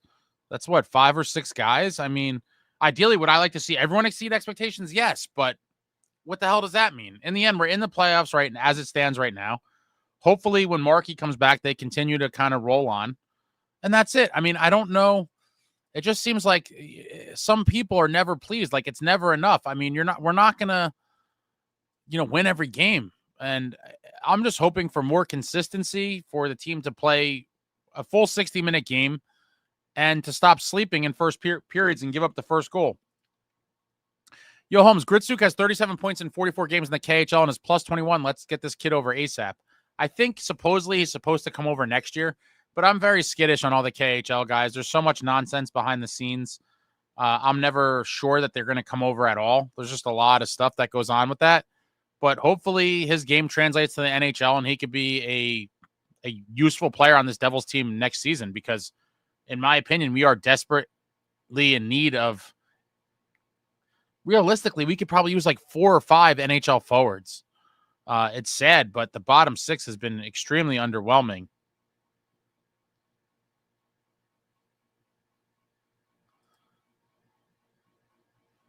Markstrom hasn't exceeded. Siegs had a bounce-back year, but hasn't exceeded. What are you talking about? Nobody thought Markstrom was going to be this good. You're crazy, Howard. Markstrom 100% exceeded. They were talking about that he was in talks for a Vezina nomination prior to him getting injured. And Siegenthaler, after the year he had last year, I would say that it's a bounce-back and exceeding expectations. It could be the best he's ever looked. Now you're just really trying to kind of suit your narrative. Samuel, Luke, and Casey's a change I didn't like. Again, a change that's new. Traveling Devil says Markstrom hasn't exceeded expectations. He is in the Vezina talks. Well, not anymore, but he was. Husky Unchained, 10-game point streak for the Bratman. Beautiful. Howard says our roster isn't the problem. I mean, if you don't think the roster is part of the problem, what coach do you think is going to get production out of that bottom 6? I don't think a coaching staff of Herb Brooks, Scotty Bowman and whatever other, Hall of Fame coaches you want to talk about can get, you're asking for blood from a rock to some extent. Yo, Holmes, Howard, come on, bro. Stop with the negative Nancy comments. Markstrom was second in the NHL with goals against before he got hurt. Yes, exceeding expectations for sure. And then your response is he's had better years before. How is he exceeding? The guy's 34 years old. People weren't expecting him to have this type of performance at this juncture of his career. Tons of our fans were like, he's washed up. We don't want him. I mean, I just don't know. Yeah, Traveling Devil. He's older. He still plays good. Howard, he's having a good year, but not exceeding expectations. If we had Connor H's stats, he would be exceeding. Oh, my God. If that's the threshold to have Connor Hellebuck stats, my God.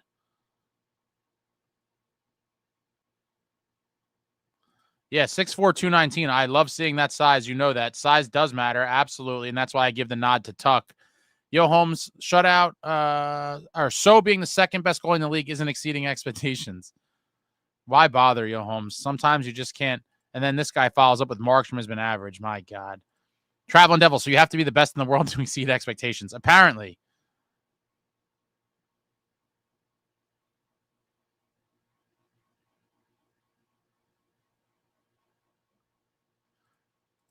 Jack says, hit the like button, everyone. Thank you. Hit the thumbs up.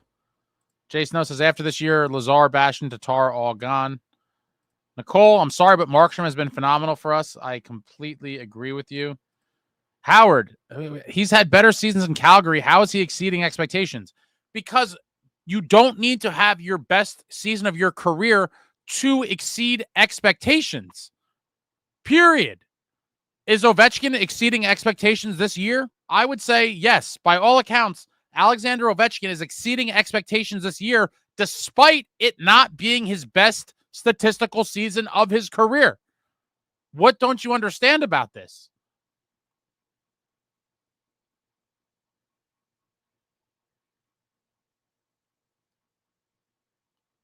Man. Wolf Rockin', thanks, Ace. Great show as always. I'm White, my friend. See you on Wednesday night. Be safe, bro. Night, Ace. Let's go, Devils. Good job for winning for America as well, but thanks. USA. Yeah, Wednesday's going to be a late night. It's going to be a real late night. Husky Unchained, the blocks and hits for our decor. This game is insane. What got into this team? They revived the heavier, edgier, more violent. They brought it back. And hopefully it's here to stay. Hopefully it is here to stay. I would love to see the team continue to throw the body. And for the people that don't believe in physicality and that it matters and that it helps you win games, I, wholeheartedly disagree. Go look at what the Florida Panthers have done, the runs they've gone on, winning a cup. And physicality is a trademark of their team. They play playoff hockey almost all year long, grind teams down, and beat you to submission. And they have a cup and a cup finals appearance the year before to show for it. So, for people doubting the importance of the physicality, especially come playoff time, the proof is in the pudding. And all of last season, the playoffs, last year's playoffs were just absolute wars. Absolute wars from the first game throughout. Warfare hockey.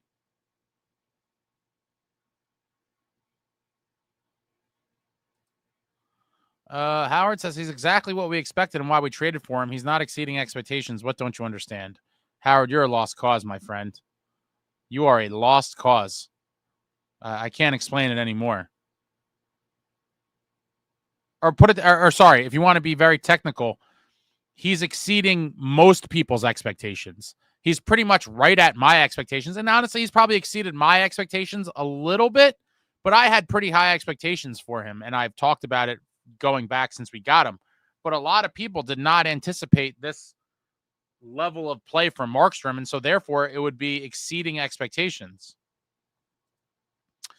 Yo, Holmes complaining about Markey being dope this season is crazy. Wolf Rock and Hellebuck, he lost us the championship by not being able to stop McDavid. Howard, you're not a knowledgeable hockey fan. Oh, man.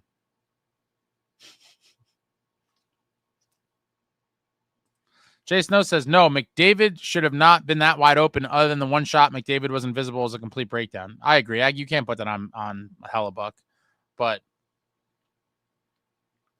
would have been nice if he made the save. Jack, Ace, your favorite lunch meat? Are we counting like exotics like prosciutto? Because if we are, then that's clearly the answer. There's nothing even close. If we have to go with more American lunch meats, then it's obviously going to be a nice, rare, bloody roast beef. But if we're just counting all lunch meats, it's clearly the prosciutto for the win. A delicacy.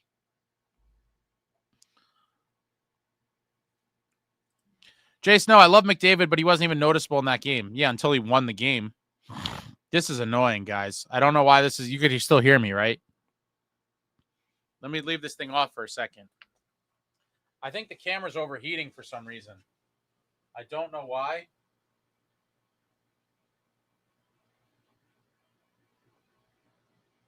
It's super annoying that this keeps happening, and I have to keep getting up and turning it on and off. But yeah, McDavid wasn't that noticeable in the game, but guess what? He showed up when it counted. USA did a pretty good job of bottling him up, but then he broke through in overtime and won the game. So, I would say he came up when it mattered most. SST says Allen is better in every major goalie stats than Markstrom. Who exceeding expectations is Allen? Well, I would say Jake Allen is exceeding expectations also, but I don't think that precludes Jacob Markstrom from also exceeding expectations. I would say both Devils goalies in the tandem. So let's see. 9 wins with 4 shutouts, a 258 and 910 for Allen. Yeah, what are you talking about? He's not better in every major goalie stat. Jake Allen's goals against is 258, and Markey's is a 220.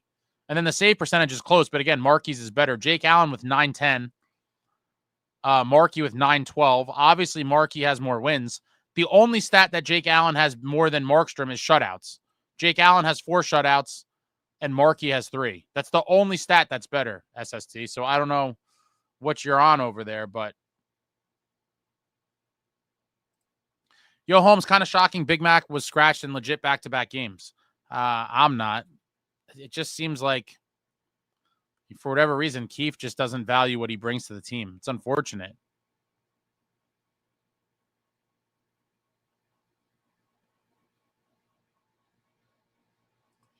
Dimitri, what would O'Reilly cost? Nemitz, players, draft picks. Perhaps they eat a little salary. Just a thought on Haula. Although his offense is dried up, he does contribute in other areas. He does, but we need production. We need it desperately because on nights where the top 6 isn't really clicking or, struggling to score, we need to be able to get some. And I'm not saying they need to light up the scoreboard every night, but at some point it would be nice to be able to count on your bottom 6 for some timely goals here and there. And it's like seemingly non-existent for most of the season.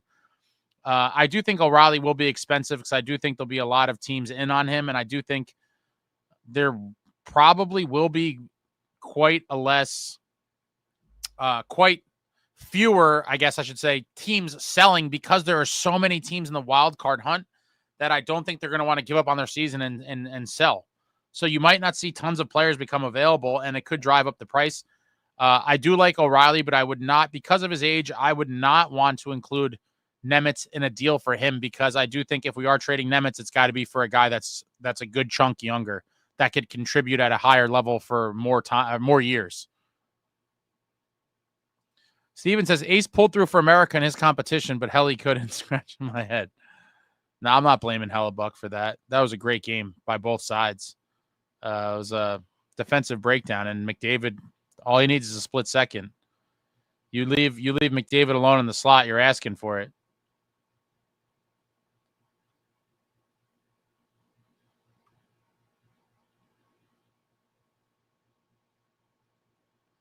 Richard Tompkins, McDavid rocks, Devils rock. Great game tonight. Let's go Devils. Hope all is well, Ace. Yeah, it's all right, Richard. Anytime the Devils could win like they did tonight, it's always going to make me feel good. Jay Snow says, that's right, Jack. Fitz is probably in his office right now smoking a dart. Howard, just because we've grown accustomed to terrible goaltending doesn't mean Markstrom is having the greatest season ever. And I'm not saying he's having the greatest season ever. All I'm saying is he's exceeding expectations, and that is a fact.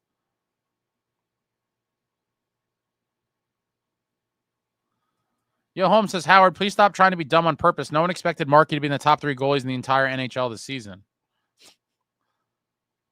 Steven, Allen's goals saved above expected is insane for the little amount he's played. He's made some crazy high-danger saves.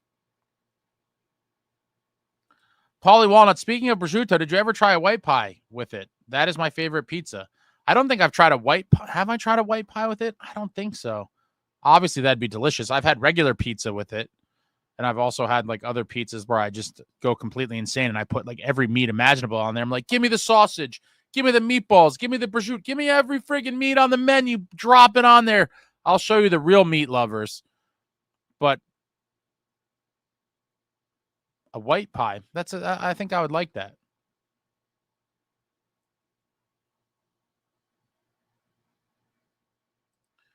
What's your favorite body part? Appropriate answers only. My fist, because I can ram it in people's faces when they act a fool.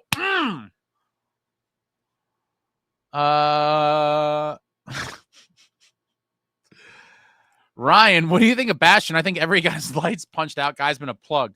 Well, I mean, he's a career plug, but I thought I'm torn on Bastion. He gives a great effort, and occasionally I'm not as down on him as I am some of the other guys. I will say I was down on him earlier in the season, but he did look a lot better when he came back with the fishbowl on after Lomborg smashed his face in. I think he's one of the guys that I wouldn't mind if he stuck around in the bottom 6 for another year or two. He does try, but like he has to he tries to be physical, but he's got to get better at it. Maybe he should put on some weight too. But, I'm not married to him. Like, if they moved on from him, I wouldn't be devastated. If he could be upgraded, then I would say I'm all for it. But if you look at the roster, it's like, yeah, we need like at least four NHL forwards, in my opinion.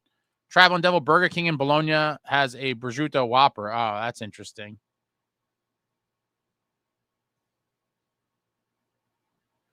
John Woodson, I would thank the defense for exceeding expectations this year. Last year, all of our goalies were below 900, and now they are all above 906. I would agree with that too. The defense as a whole is definitely better. They have some breakdowns, but it's nowhere near the Swiss cheese situation we saw last year.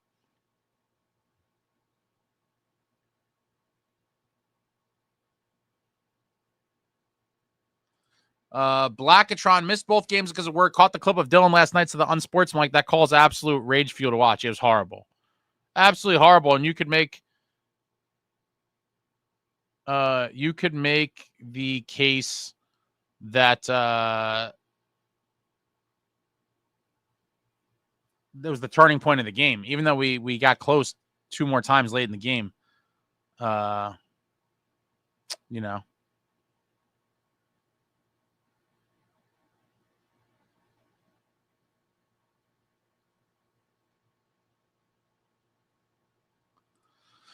Yo, Holmes says Star Tavern makes a killer white spinach pie. I haven't been there in years, but I know they make a very good pie. Jack, Ace, are you a Boar's Head guy or a ShopRite brand fella? Oh, this stupid camera's going to turn off again. Unbelievable. Might be time to buy a new camera. I have another one I could hook up.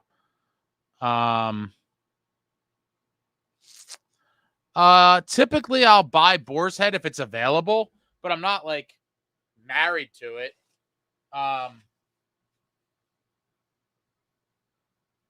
If there's another brand, I'll buy it. But I will say that I have had some of those other brands where I thought the meat was not good. And I was like, oh man, this is why Boar's Head is more expensive, because you get what you pay for. I'll buy Boar's Head if it's there, but I'm not against the other brands.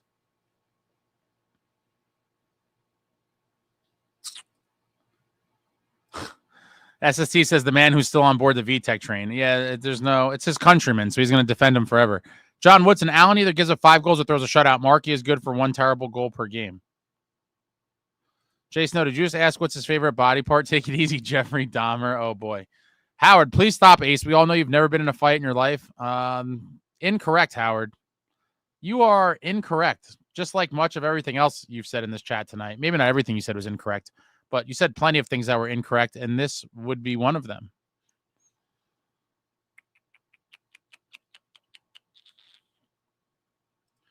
John says, SST, I know you're going to say no, but please hop off the VTech train. It left the station and it isn't coming back.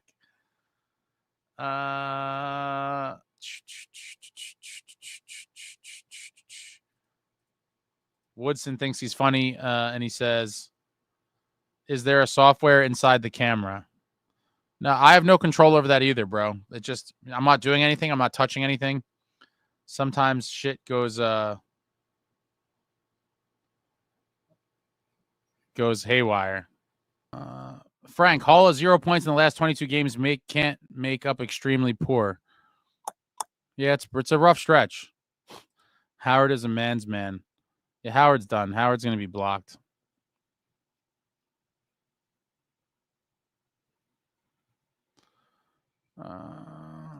How would you rate Pesci so far this year? I thought Pesci's been pretty good. You don't see him out there too often for bad goals against. No one was counting on him for offense. It was just kind of like, the veteran defender that we needed. I think he's been part of, the whole unit being pretty good overall. Are we just chirping Ace? No, yeah, the guy's a keyboard warrior. I would love to break Howard's face, but, he's hiding behind his keyboard. I don't think Pesci's been bad. I don't think he's been great, but, are you going to say he's been bad?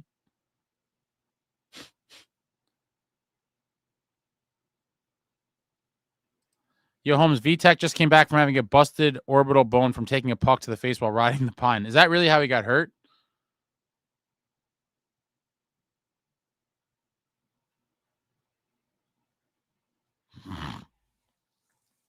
Howard talks a lot for using someone else's face for their profile picture. Yeah, he's a clown. And apparently he's old because he said he's been watching hockey for 40 years. So I'm curious what that would put his age at. Probably too old for me to beat him up without feeling bad about it.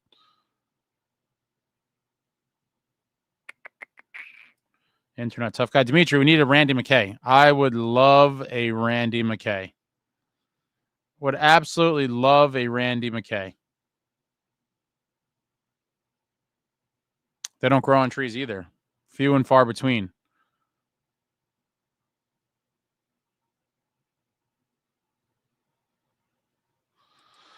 Woodson says, easy to say now, but if we knew Kova was going to work out, we would have passed on Pesci at 5.5. He's another overpay. That I agree with, right? If you knew that Kovacevic was going to be what he is, then that would have been an easy, contract not to hand out. But, we had him penciled in for a seventh defenseman. So I get how it all unfolded. Obviously, with hindsight, yeah, I'd 100% agree. You don't hand that contract out. We have a spot for, potentially Nemitz and Casey, or, Casey and Hataka, or whoever you want to make it. But, you have more money available in cap space and another roster spot. So that I do agree with, but there was no way to know that. SST says, keep Alan Dawes tandem playing till the end of the season and possibly playoffs. Oh my God. Yeah, you're right. We're not gonna get Markstrom is done now. Chico says, say when, Ace. Everyone's tough behind a keyboard. Yeah. I'm surprised we haven't seen more idiots like him, but every so often one will show up.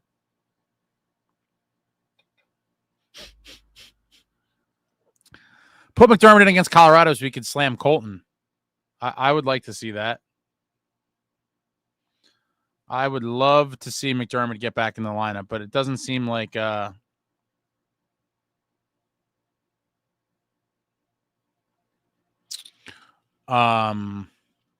Keefe is not a fan.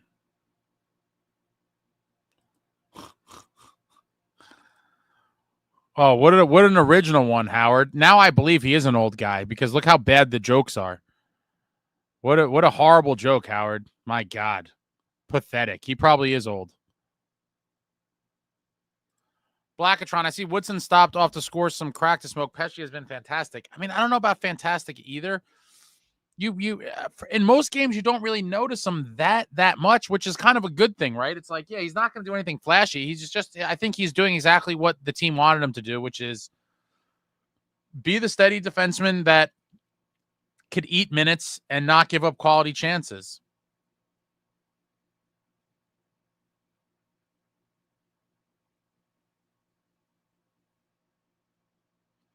VTech was the backup and took an errant puck to the mush and broke his face. Wow. Yeah, Traveling, he did say he watched hockey for 40 years, but who knows? Woodson says, Pesci has been slow with no physicality. He's great at shot blocking and intercepting passes. We just need more boom for me. I'm not mad at that, but I'm also not mad at a steady defender that does what he does. Given how the defense performed last year, I mean, anything that could kind of stop the leaking of the grade A chances left and right is welcome, in my opinion.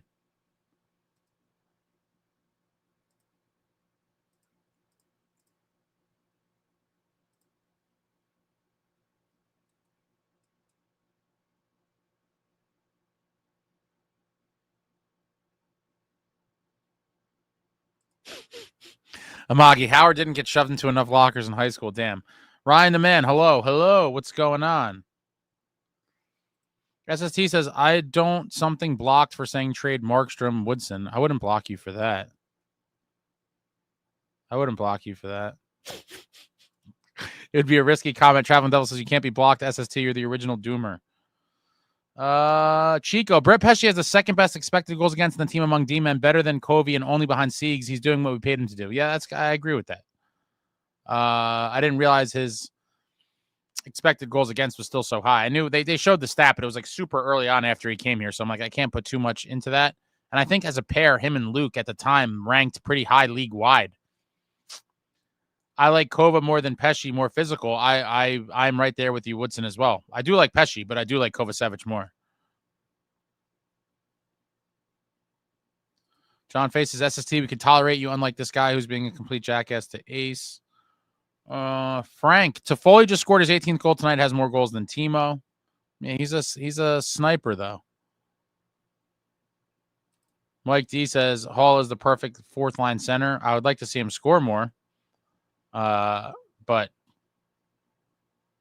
you know, Woodson, we will just need some beef to protect Luke, Casey, and Dougie. All right, this is just a sign. I'm going to leave this thing off for a minute. You're going to get audio only. Plus, I look better this way anyway, according to Howard. Oh, let me just turn this off. I think it's overheating. We're going to do audio only for a minute or two. I'm all about the beef. And I agree that we need protection. Bring in the beef.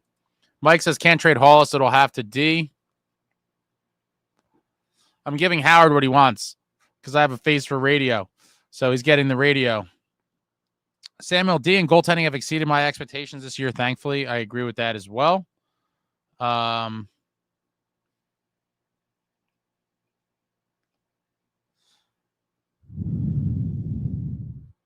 Yeah, I don't think that's deniable. Chico, Pesci's value is also an experienced D-man who was a good player on a great team that went on deep runs. In my opinion, he did a lot to help Luke already. I agree, too. Wouldn't mind Luke being paired back up with him. Wooden says Dylan can't do it all. Husky and Shane, Cam and Strick Pod talking about Brady joining his brother in Florida next year. That'd be scary. I think that's the end goal for Brady, if I'm being honest. I mean, how much better is it, to go to Florida, play with your brother? I mean, that I have to believe that's going to happen at some point. Jace, no, it's not just hits. Pesci really smart at taking away shooting lanes. Mm-hmm. John Fay says Adamagi, maybe he was so tough that people didn't shove him into lockers. I doubt it. Mike D, can't trade Hall with his no trade clause. Woodson said Slavin is better than Pesci. Slavin's better than most guys. Yeah, I mean, it's an unfair comparison. Slavin is much better. NJ Swamp Fox, we need a third line center, move Hall down to fourth line, and a bruiser who can snipe for Jack's line. That would be the dream scenario. It might be asking for a lot or too much, but we'll see what Fitzy could do. Chico, you haven't been able to clear the net for like 2 lockouts, Woodson. I know it's hard, but please keep up. Slavin was a junkyard dog in 4 Nations. Brock Faber's a really good player, too. Billy G locked him up, and I think you're going to see that Brock Faber contract used as one of the comps by Luke Hughes' camp when they're trying to get Luke paid. Brock Faber got paid, I think, like $8 million. Let me see. And I think Luke is his camp. Yeah, 8 years. Oh my God, 8 years, $68 million. Brock Faber got $8.5 million a year. Unbelievable. Unbelievable. Woodson says maybe he's injured, but he seems really slow to me. Van Walen is getting Mitch Marner in free agency in the cards. Absolutely not. Absolutely not. He's going to get paid a ton of money, and he's another softer finesse skill player. We have enough of them as it is. We need tough guys. We absolutely need tough guys. Jason says keep Mitch Marner. I don't want Marner at all. I agree with you as well. John Fay, he's more relevant than a steaming pile of dog shit. Chico, everyone saw the Mighty Ducks D3 where the mean coach made them clear garbage out from in front of the net. And then like 2 years later, after the 04-05 lockout changes, made that illegal. Yeah, guys are parked. Guys could park out in front of the net now. Traveling Devil says Pesci blocks a lot of shots. Woodson, we should have gotten H's when we had the chance last summer.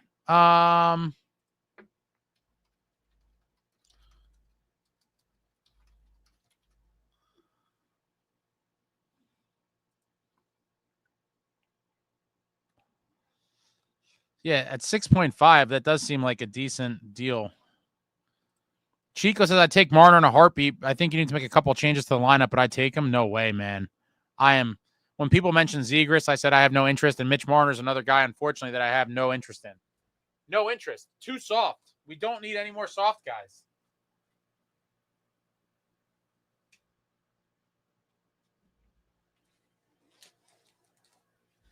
I'm out on Mitch Marner. Unless, I don't know. But in some world, if we traded some other guys, there's some big shakeup, then maybe. But I just think he's going to get so overpaid. He's a great player, don't get me wrong, but I just think he's too much like the guys we already have. We need the dogs. And Mitch Marner isn't one, unfortunately, but great player. 71 points in 56 games. Wow. But again, 16 goals and 55 assists, because who's he playing with? Who's he dishing to? Toronto's loaded with offensive talent. Natchez is a point per game player now. SST says trade Timo for Tavares. No, I would take Tavares at the right price, but trade Timo for Jágr. Jason Marner disappears every playoffs. Yeah, that's a big fair criticism of him. He does seem to disappear when the lights shine the brightest. And again, that's not a guy that I would be keen to target. Like, give me guys that are gonna go to war, the nitty gritty types, like my man Stefan Nason. Amagi, bitch Marner vanishes in the playoffs because of him being Charmin soft. Why we want him? I'm with you. I'm not interested. Chico, Mitch Marner is Jesper Bratt, who scores about a dozen more points per year, and before he got a tougher mentality, I think the potential for him to take a step is there. I'm out. John Fay, all right. Alrighty, Ace, I'm going to head out. See you on the next one, possibly. What a great win. Congrats to Dougie and Palat getting 500 NHL points. Let's hope we can keep this momentum going, and let's go Devils. Good night to you, John. Hopefully they can keep this thing going and pick up where they left off in the next game. Jason says, no way, Marner. Keep him in his bloated salary. I agree. SST says Jágr is retiring and he won't be coming to New Jersey. Van Walen, Jágr would make these guys cry. Chico, Marner's mentality is brutal, in my opinion. He needs to work on it before he can find playoff success. Jason, Marner has the best goal scorer in hockey besides Ovi. Big Cheese make me.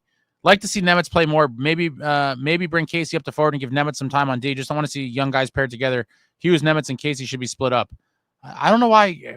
Why does everyone think that you could just shift the defenseman to forward? That's never going to happen. They're not going to put Seamus Casey on forward. But I agree with not seeing the young guys paired together. I always like to see a young guy with a vet.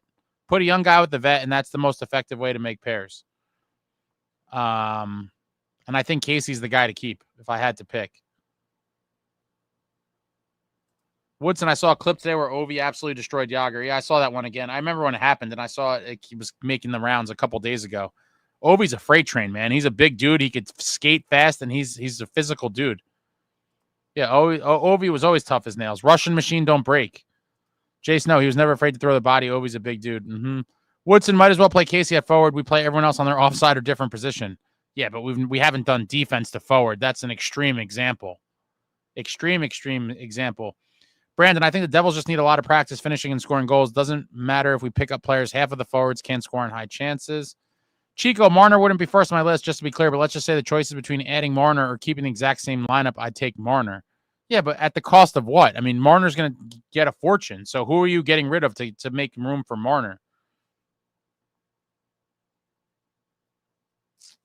Jay Woodson, it was an international game, but Jágr got right back up and never complained. Yo, Holmes, Big Mac practiced as a defenseman because he was a defenseman. He did play defense at times for Colorado. And, obviously practice is very different than games. What does that mean? He's there. They want to keep him involved, keep him in the mix. And they're not going to, skate him in practice on lines when he's not typically going to be in most of the games. And so to keep him around the team and keep him, active, they just put him on defense for practice purposes. Big Cheese make me. Scott Niedermayer played forward a few times when he started. Did he really? Chico, the cap is going up, and we could probably dump Palat plus in the offseason. The Palat one, I just don't see how you get out of it. I think you have to either trade him with some sort of incentives for a team to take him, or a combination of incentive plus, retention. And at that point, depending on what it is it even worth moving him at that point? NJ Swanfox, Nemitz is the guy to trade for a bruiser score to go with Jack. Completely agree. We have a lot of defensemen. We needed some forwards. Make a deal. Brandon, I bet if I were able to bury most of our breakaways, we would probably be in the top of the Metro.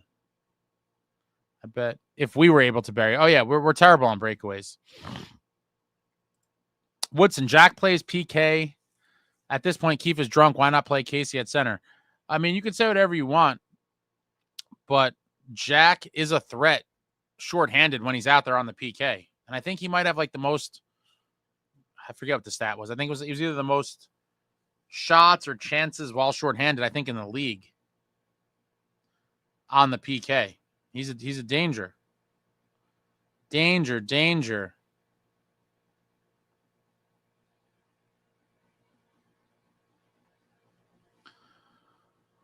What kind of bruiser scorer is out there other than Brady? Probably to that level, nobody. It's going to be someone who's a bruiser that's a little bit less of a scorer. Brady's the obvious, the outlier of the category, which is why I wanted him so desperately for so long. Chico would take a worse player with better mentality. Like I said, the number one target for me is someone who's insane. Give me someone who plays to make the other team regret ever learning to skate. Yeah, that's Brady Tkachuk. There's got to be other guys like that too that aren't as big of a name or whatever, but anyone who fits that bill, I'm certainly on board, Chico. This roster needs a player who needs to win more than he needs to breathe. Someone who will smash their stick on the bench after a game like the Vegas one. Chico says, Jack Hughes has been good on the PK. Nico, this is boring. I'm out. Sorry to bore you, Nico. John Woodson, Jack Cherry picks. It's a good fit. Van Walen, Ehlers and Besser are going to be free agents. Who would you go for and why? I think they're both. I supposedly Besser wants a ton of money. I don't know that he's going to be worth the price. At this point, you have to be very selective, and I think Fitz is going to be bargain shopping. Who can provide the best bang for the buck? And I don't think Besser would be it. I think he's going to be pretty pricey. Yeah, Ehlers and Besser will want too much. Brandon, I wouldn't mind if our coaching staff dedicated a bunch of practices dedicating to only scoring goals. Maybe not a bad idea.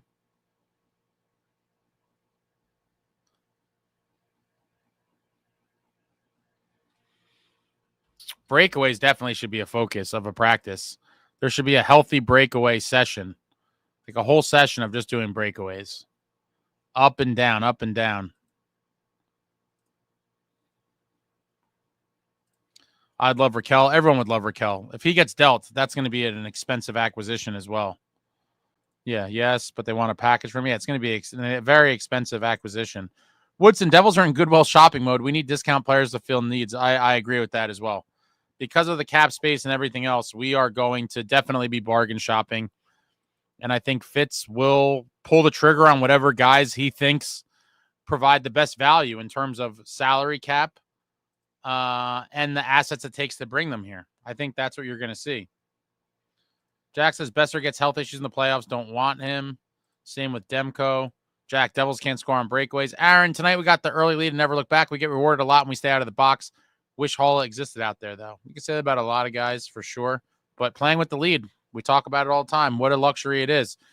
SST, I hope the Devils win the Cup this year because I wanted to see it as I'm probably going to jail. What?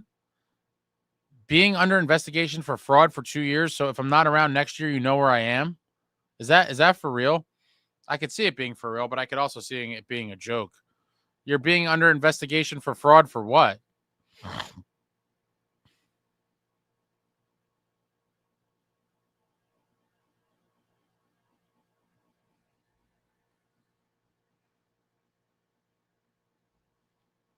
It's a very interesting one. Woodson, we need to draft 6 centers in the draft. Oh, man. Ryan Johnson, have fun in the clink. Bubble likes Doomers. TH30, heard Jack playing PK was cool. Also, I dropped a new album. Check it out. What? Yeah, what kind of album did you drop? You got a mixtape, bro? You have a demo CD?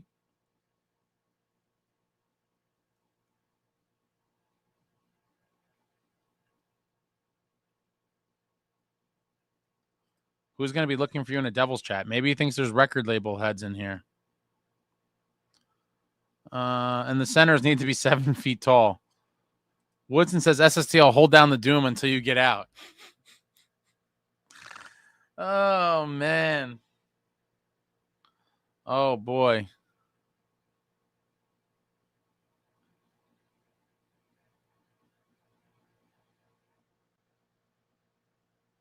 Yeah, kind of mixtape. Okay. Aaron, need to have more net front presence. Going to need it for the playoffs. Yeah, I want another couple Nasons. If we could find Nason types out there in the market, I would love to obtain them. Junkyard dogs. All right, guys, it's bathroom break time. I'll be back in 2 minutes, and then we'll wind it down. Throw out your final questions, comments, whatever nonsense this will become. I'm going to the bathroom. I'll be back in 2 minutes, and we will start winding this thing down. What a night, though. What a night to be a Devils fan. And wow. I'll be back in 2 minutes. Doing the final rundown.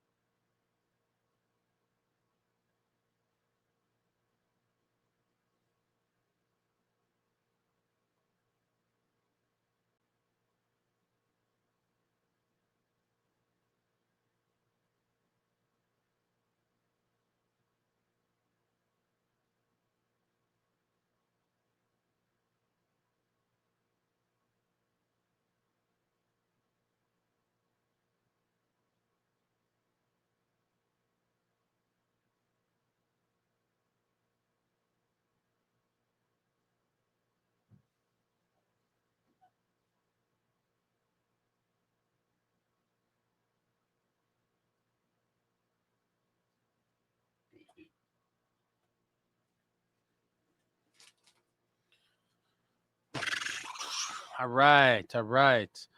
M Sharp didn't get the game on any of my channels tonight. Glad they won. A beautiful win. Beautiful win. Jack says, who or what did you falsely represent? I'm curious about that as well. Brandon, I think there's a 20% chance Fitz does anything at the deadline. I think it's got to be higher than that. And then SST is pleading the fifth here. I don't want to comment any further. Jack, Brandon, if that happens, the Rock will see another January 6th. Tyler, Casey should stay in Jersey for the rest of the season. He just provides an element on offense. The decor really don't provide besides Dougie and Luke. Completely agree, Tyler. We talked about that in depth earlier. I think at this juncture, it seems very clear that Casey has the brighter future and fits the Devils' needs much more so than Shimo Nemitz, and that Nemitz is best served as a trade piece for forward help. I think it's time. Jack says, did you impersonate Tom Fitzgerald? And then he said, maybe. Police would be reading it. They have my laptops. What? Amagi still would love Brandon Tanev to be a Devil. I would too. Vicariously, I just tuning in. Did Ace run for liquor? No, I just ran to the bathroom. My patented 1 bathroom break. 2-minute bathroom break. Nemitz for McCann and Tanev. Do it. I think I would do that. I think I would have to. Chico says, SST going to jail with salvage. Would salvage 2025 and 2026 for me. How did Casey look? Oh, he only scored a goal, and he was out there for another one, I think, too. I thought he looked great. Didn't play a ton. I would have liked to see him play a little bit more, especially when we had the huge lead. But, yeah, how is he not even on here? Oh, I'm an idiot. Wrong. I have so many tabs open. That was the other wrong game. Yeah, I was like, what? Yeah, Casey with a goal, a +2 in 14 minutes and 6 seconds on the ice. 3 shots, 1 hit. Love to see it. What a game. What a game. Big Cheese Make Me says, I heard Mikko Rantanen might not sign an extension with the Canes. Maybe the Devs should trade for him. But who would you trade for him? I'm not interested in him either. He's going to take a lot to get. He's going to want a fortune in money. And again, I just don't think he's the guy that's going to put us over the hump. We need a heavier, edgier, more violent guy. Tyler, how much do you think it takes for Ricard Raquel? A lot. I think they're going to get a lot for him. I think it would take a lot. I think you're talking a roster player, probably a first. I don't think we have the ammo to outbid the other teams that are going to be in the mix. RME says Nemitz, Palat for McCann in a second. I think that's a little optimistic.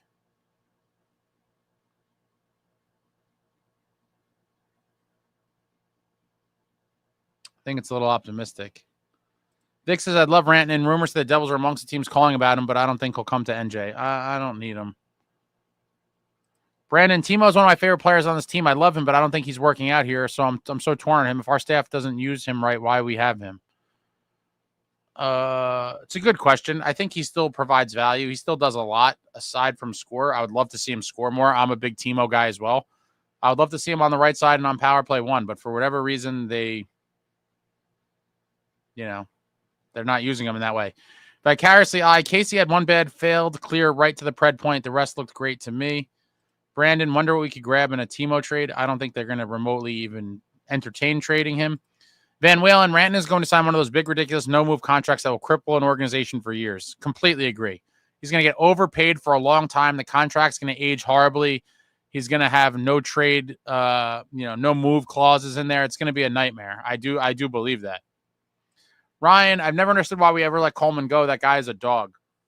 Yeah, it'd be nice to have him now, but he's still, I think he still makes like $5 million. Kind of a lot. Coleman on this team would be great.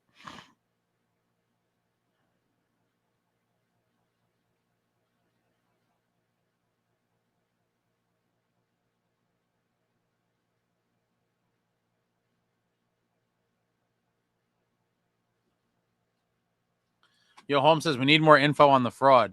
I don't think we're ever going to find out. He's pleading the fifth.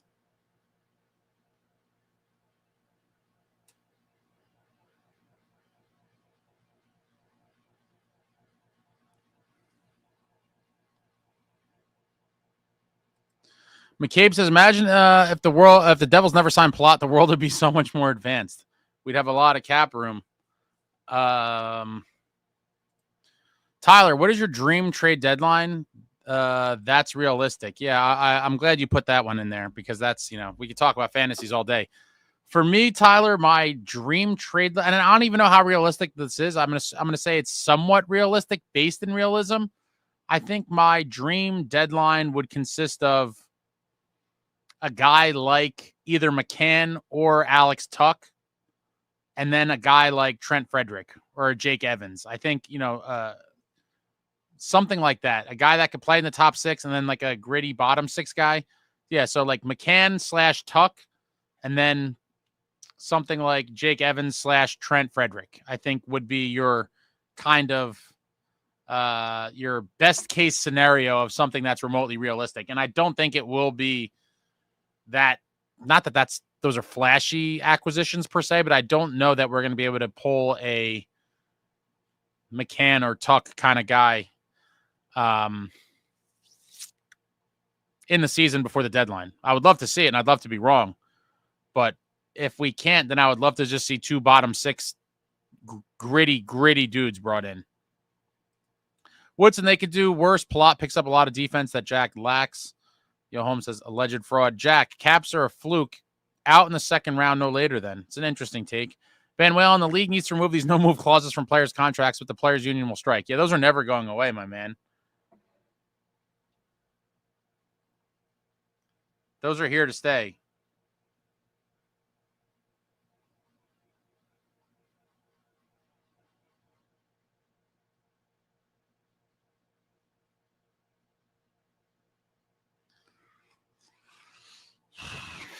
Brandon says to Tyler, I think the Caps are just having a good year. I don't think they're making it past round 1. And that would be such a huge disappointment for them. I'm curious to see if Ovechkin, it seems like he had a Hattie tonight. Like, it seems like he's going to break the record. This season, he needs 13 more. Wow. What a story. Vicariously, we don't get Timo without trading Coleman.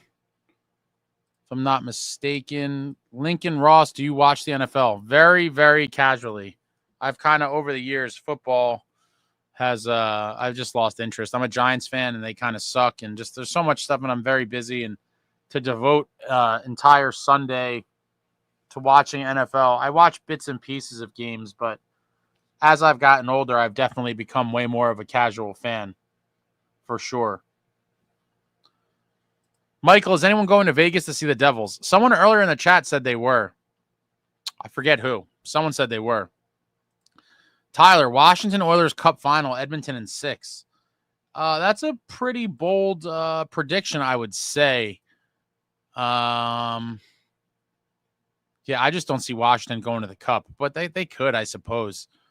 You know, I would pick the Panthers over them and probably a couple other teams as well. But anything's possible. They could go on a miracle run. Chico, I watch the Giants when they're on. Otherwise, football is meh, in my opinion. Yeah, it kind of is. Like, for me, there's nothing like hockey whatsoever. Chico, basketball, hockey, soccer for me. Anything else I'll watch if it's on, but I don't really actively follow. Ryan also says I'm not buying the Washington story. I'm thinking out second round.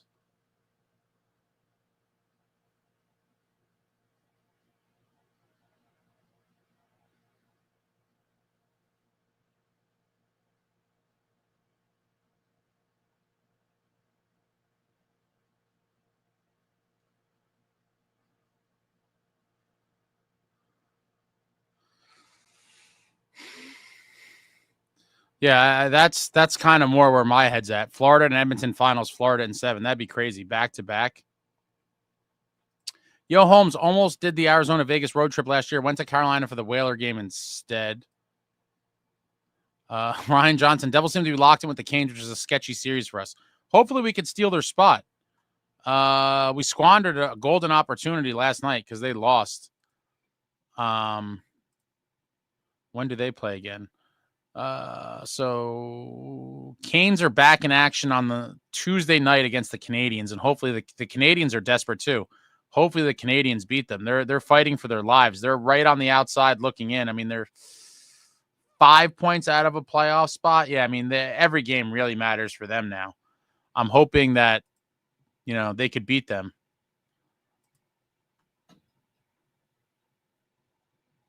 Because right now we're tied with the Canes in points, but they have 2 games in hand. So we just need the Canes to keep losing, and we need to keep winning. Columbus with 2 games in hand and 8 points behind us. So if they won both games in hand, they'd be 4 points behind. That's very snug. That is very, very snug. Chico, Washington is riding high on Ovi breaking the goal record. Once he does, they're going to deflate like a balloon. Do you really think that? It'd be so interesting if that happened. Amagi, if Ovi beats the record, I imagine Washington will carry those vibes and momentum into the playoffs and continue to be a wagon to have one more huge run before Ovi retires. I kind of agree with you, Amagi. I think that's more likely to happen than them just to be like, oh, he broke the record and then fall apart. But it could happen. Chico, they've done well with the retool. They're going to be a good team, but they're not this good. I don't think they're as good as, you know, they're playing right now either. But, you know, you don't have to even play at that. You know, they're playing 737 hockey. To go on a run, you don't have to play anywhere near that high. Brandon, got to remember the playoffs is an entire different sport. Almost, it's not even like the NHL. Playoff hockey is very different. Evan, is this the Capitals' last stretch for a cup of Ovechkin? Do they have to win this year?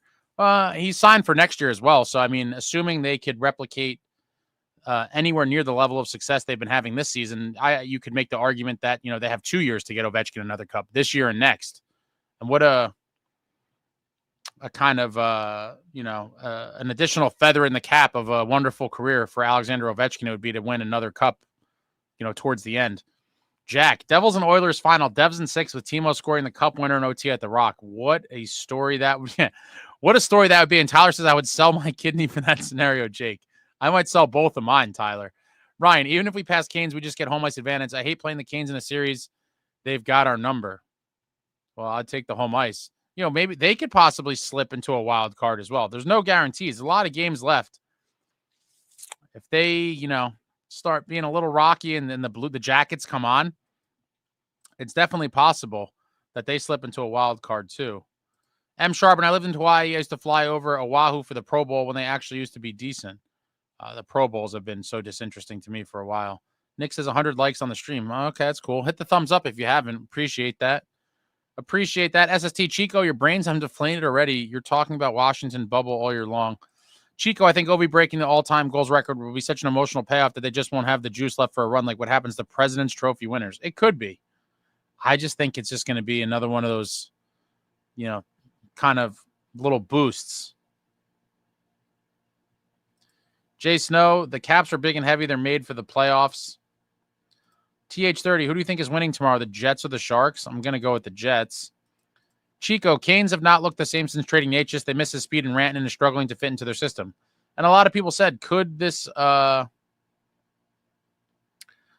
be one of those things where it kind of throws off the chemistry of the team and they go reeling? I would love to see it. That'd be amazing if that huge blockbuster deal, prior to the Four Nations face-off ends up blowing up in their face and they struggle with Rantanen. I mean, that would be great if they accidentally sabotage themselves. I would love for that to be the reality for the Hurricanes.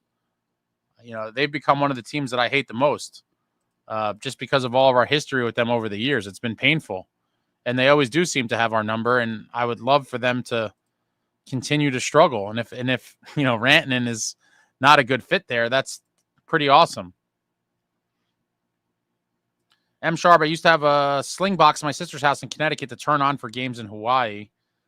Chico says that SST blocked me. I guess he did. I have no way of knowing what he did. If you couldn't see the message, then he probably did. Doug, Casey has a 44.4% shooting percentage in his 9 NHL games. Yeah, 4 goals on 9 shots. Pretty damn good. Tyler, Jacob Chychrun and Alex Protas have been the biggest surprise on the Washington team. They just rack up points. They're getting production from a lot of guys. And to see Ovechkin, it's crazy. I didn't think going into this year, I thought there was no chance Ovechkin would break the record this year. I was like, he'll probably do it pretty early on into next season. And especially after the hat trick now, I mean, my God, he needs 13 more in 25 games. So he basically has to score a goal every 2 games. I mean, it's going to be super close. M. Sharp, love of hockey. Met lots of visiting Canadians who, of course, love hockey. Ryan, how would you feel about Jackets versus Devils first round? They're playing for Johnny, which freaks me out. It didn't help Team USA, a team of essentially all-stars, with the whole arena, or at least most of the arena, chanting, Johnny Hockey, and the players heard it. They showed a mic'd up thing on the bench where the players definitely heard the arena chanting Johnny Hockey, and they're like, let's do it for hockey. But, it didn't work out for the Americans in the Four Nations championship game. So, could it be something more for Columbus? Maybe, but I think if it came down to it, Ryan, I would much rather play Columbus than the Hurricanes, for sure.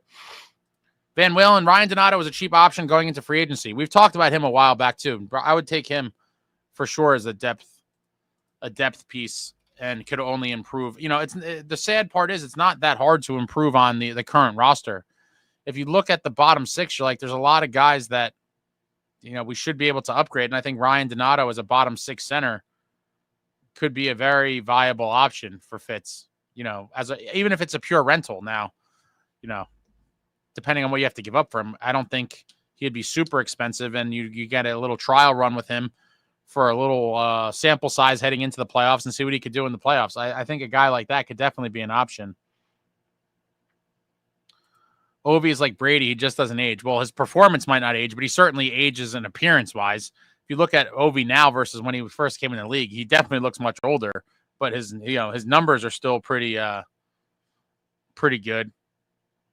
M. Sharp, Caps are pumped to get Ovi's record. I mean, how awesome would it be to be on a team playing with a guy who's a legend of the sport like that while he's chasing Wayne Gretzky's goals record? Like, how awesome would it be to be a part of that? How awesome would it be to be the guy that, it would be incredible just to be on the team, right? But then, if you're on the ice when it happens, or if you're the guy that gets the assist on the goal, there's so many crazy things kind of tied into that. To be able to say, I assisted on Ovechkin's goal that broke Gretzky's record. Wild. The hate comments from the obvious Canadians at that video of Brady saying, let's do it for Johnny made me sick. Well, you're going to get some stuff like that. Jason says, if Brady and Matthew weren't hurt, I think USA wins. Quite possible, but, they had some injuries too. It kind of sucks. Obviously, we were without Quinn and McAvoy, and that's why the Olympics, hopefully everyone's healthy, and we're going to see a big showdown next year at the Olympics. Canada, USA is going to be phenomenal. I expect, Alex Tuck to be on that American team in place of a guy like Kreider, probably Jason Robertson. Hopefully there's some more offensive firepower on the USA squad, and Billy Guerin has his work cut out for him. We're about a year away. Yeah, Jason also had no Quinn, which is basically their Makar. Yeah, the best offensive defenseman out of the lineup. M. Sharp, thinking the Oilers helped Ovi out today, too, by pulling the goalie down 3. It's quite possible. Ovi's in his late 30s and looks like the coach of the team. Yeah, he definitely does. He definitely went gray. But don't get it twisted. That slapper is crazy. Ryan, we can chat about the Four Nations forever. What if we played Logan Thompson? Both teams weren't 100%. Morrissey was out as well. Binnington played great. I would argue that Binnington stole the game in that overtime. He had a couple really good saves, and that 1 point blank on Austin Matthews was crazy. There's no guarantee that any other goalie would have made that save. PDO is the luck stat, basically. Over 100 is lucky, under 100 is unlucky. The Caps are currently sitting at a 1-4 PDO, luckiest team in the NHL by far. Yeah, but you did say that months ago, and they haven't slowed down. Amagi, Tage Thompson needed to be on Team USA. Still unreal. We got Chris Kreider over him in that Gopher drone check. Yeah, wild. All the Rangers. SST, nobody says blah, blah, blah. Chico, now that's not to say they're not good, but I see them being mainly a third Metro first wildcard team after Ovi breaks the record. Well, we're going to find out. I mean, they're wait, you don't think they're going to win the division? Wait, tell me that you don't believe they're going to win the division.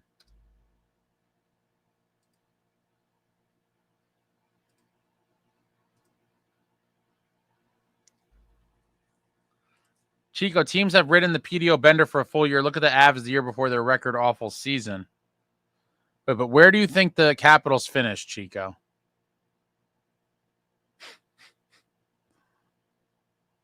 Vic, Amagi, Chris Drury was Team USA's assistant GM. I guess he stuck his own players in there. Yeah, but he just can't stick the players in. He had to convince Billy Guerin. Billy Guerin has the final say as the GM of the team. And so if Billy G got strong-armed by Chris Drury, that'd be very interesting.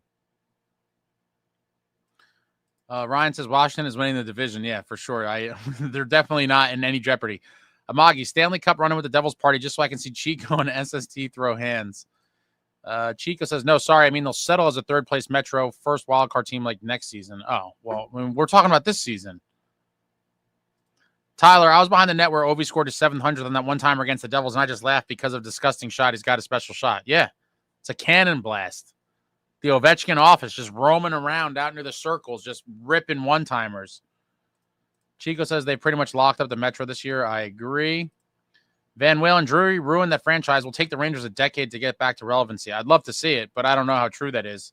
With Shesterkin there long-term, I think they're going to have a decent year to at least make the playoffs every year. Vic, Fitz was an assistant GM too, but I guess he wasn't too good of a convincer. Chico, Ovi scoring 700 at the Rock and Devils fans giving a standing O is a great moment. That doesn't seem like that long ago, and I believe it was against Mackenzie Blackwood. Yeah, 700. Wow.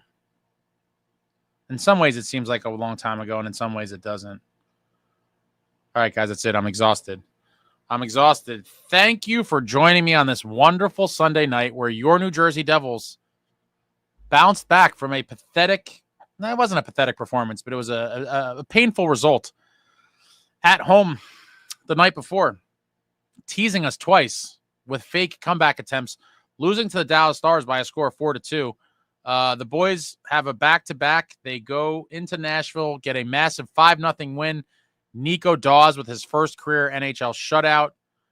Dougie Hamilton and Andre Palat registering their 500th career points. And that's it. The camera died, so now you know it was a sign. Thank you all for coming out again. Hit the thumbs up on your way out. If you haven't checked it out yet, go to the videos on the channel. There's some interesting vlogs. You could see me stacking pucks on my head and beating the Canadian for my country. USA, USA. And you could also see some cool warm-up footage, a bunch of stuff from the Four Nations. There's going to be a bunch of stuff coming out in the next week or so. Keep your eyes peeled. Tons of stuff coming. And that's all I got for you now. Thank you all so much. And that's it. Like, comment, subscribe, and all that jazz. Until next time, friends, let's go Devils.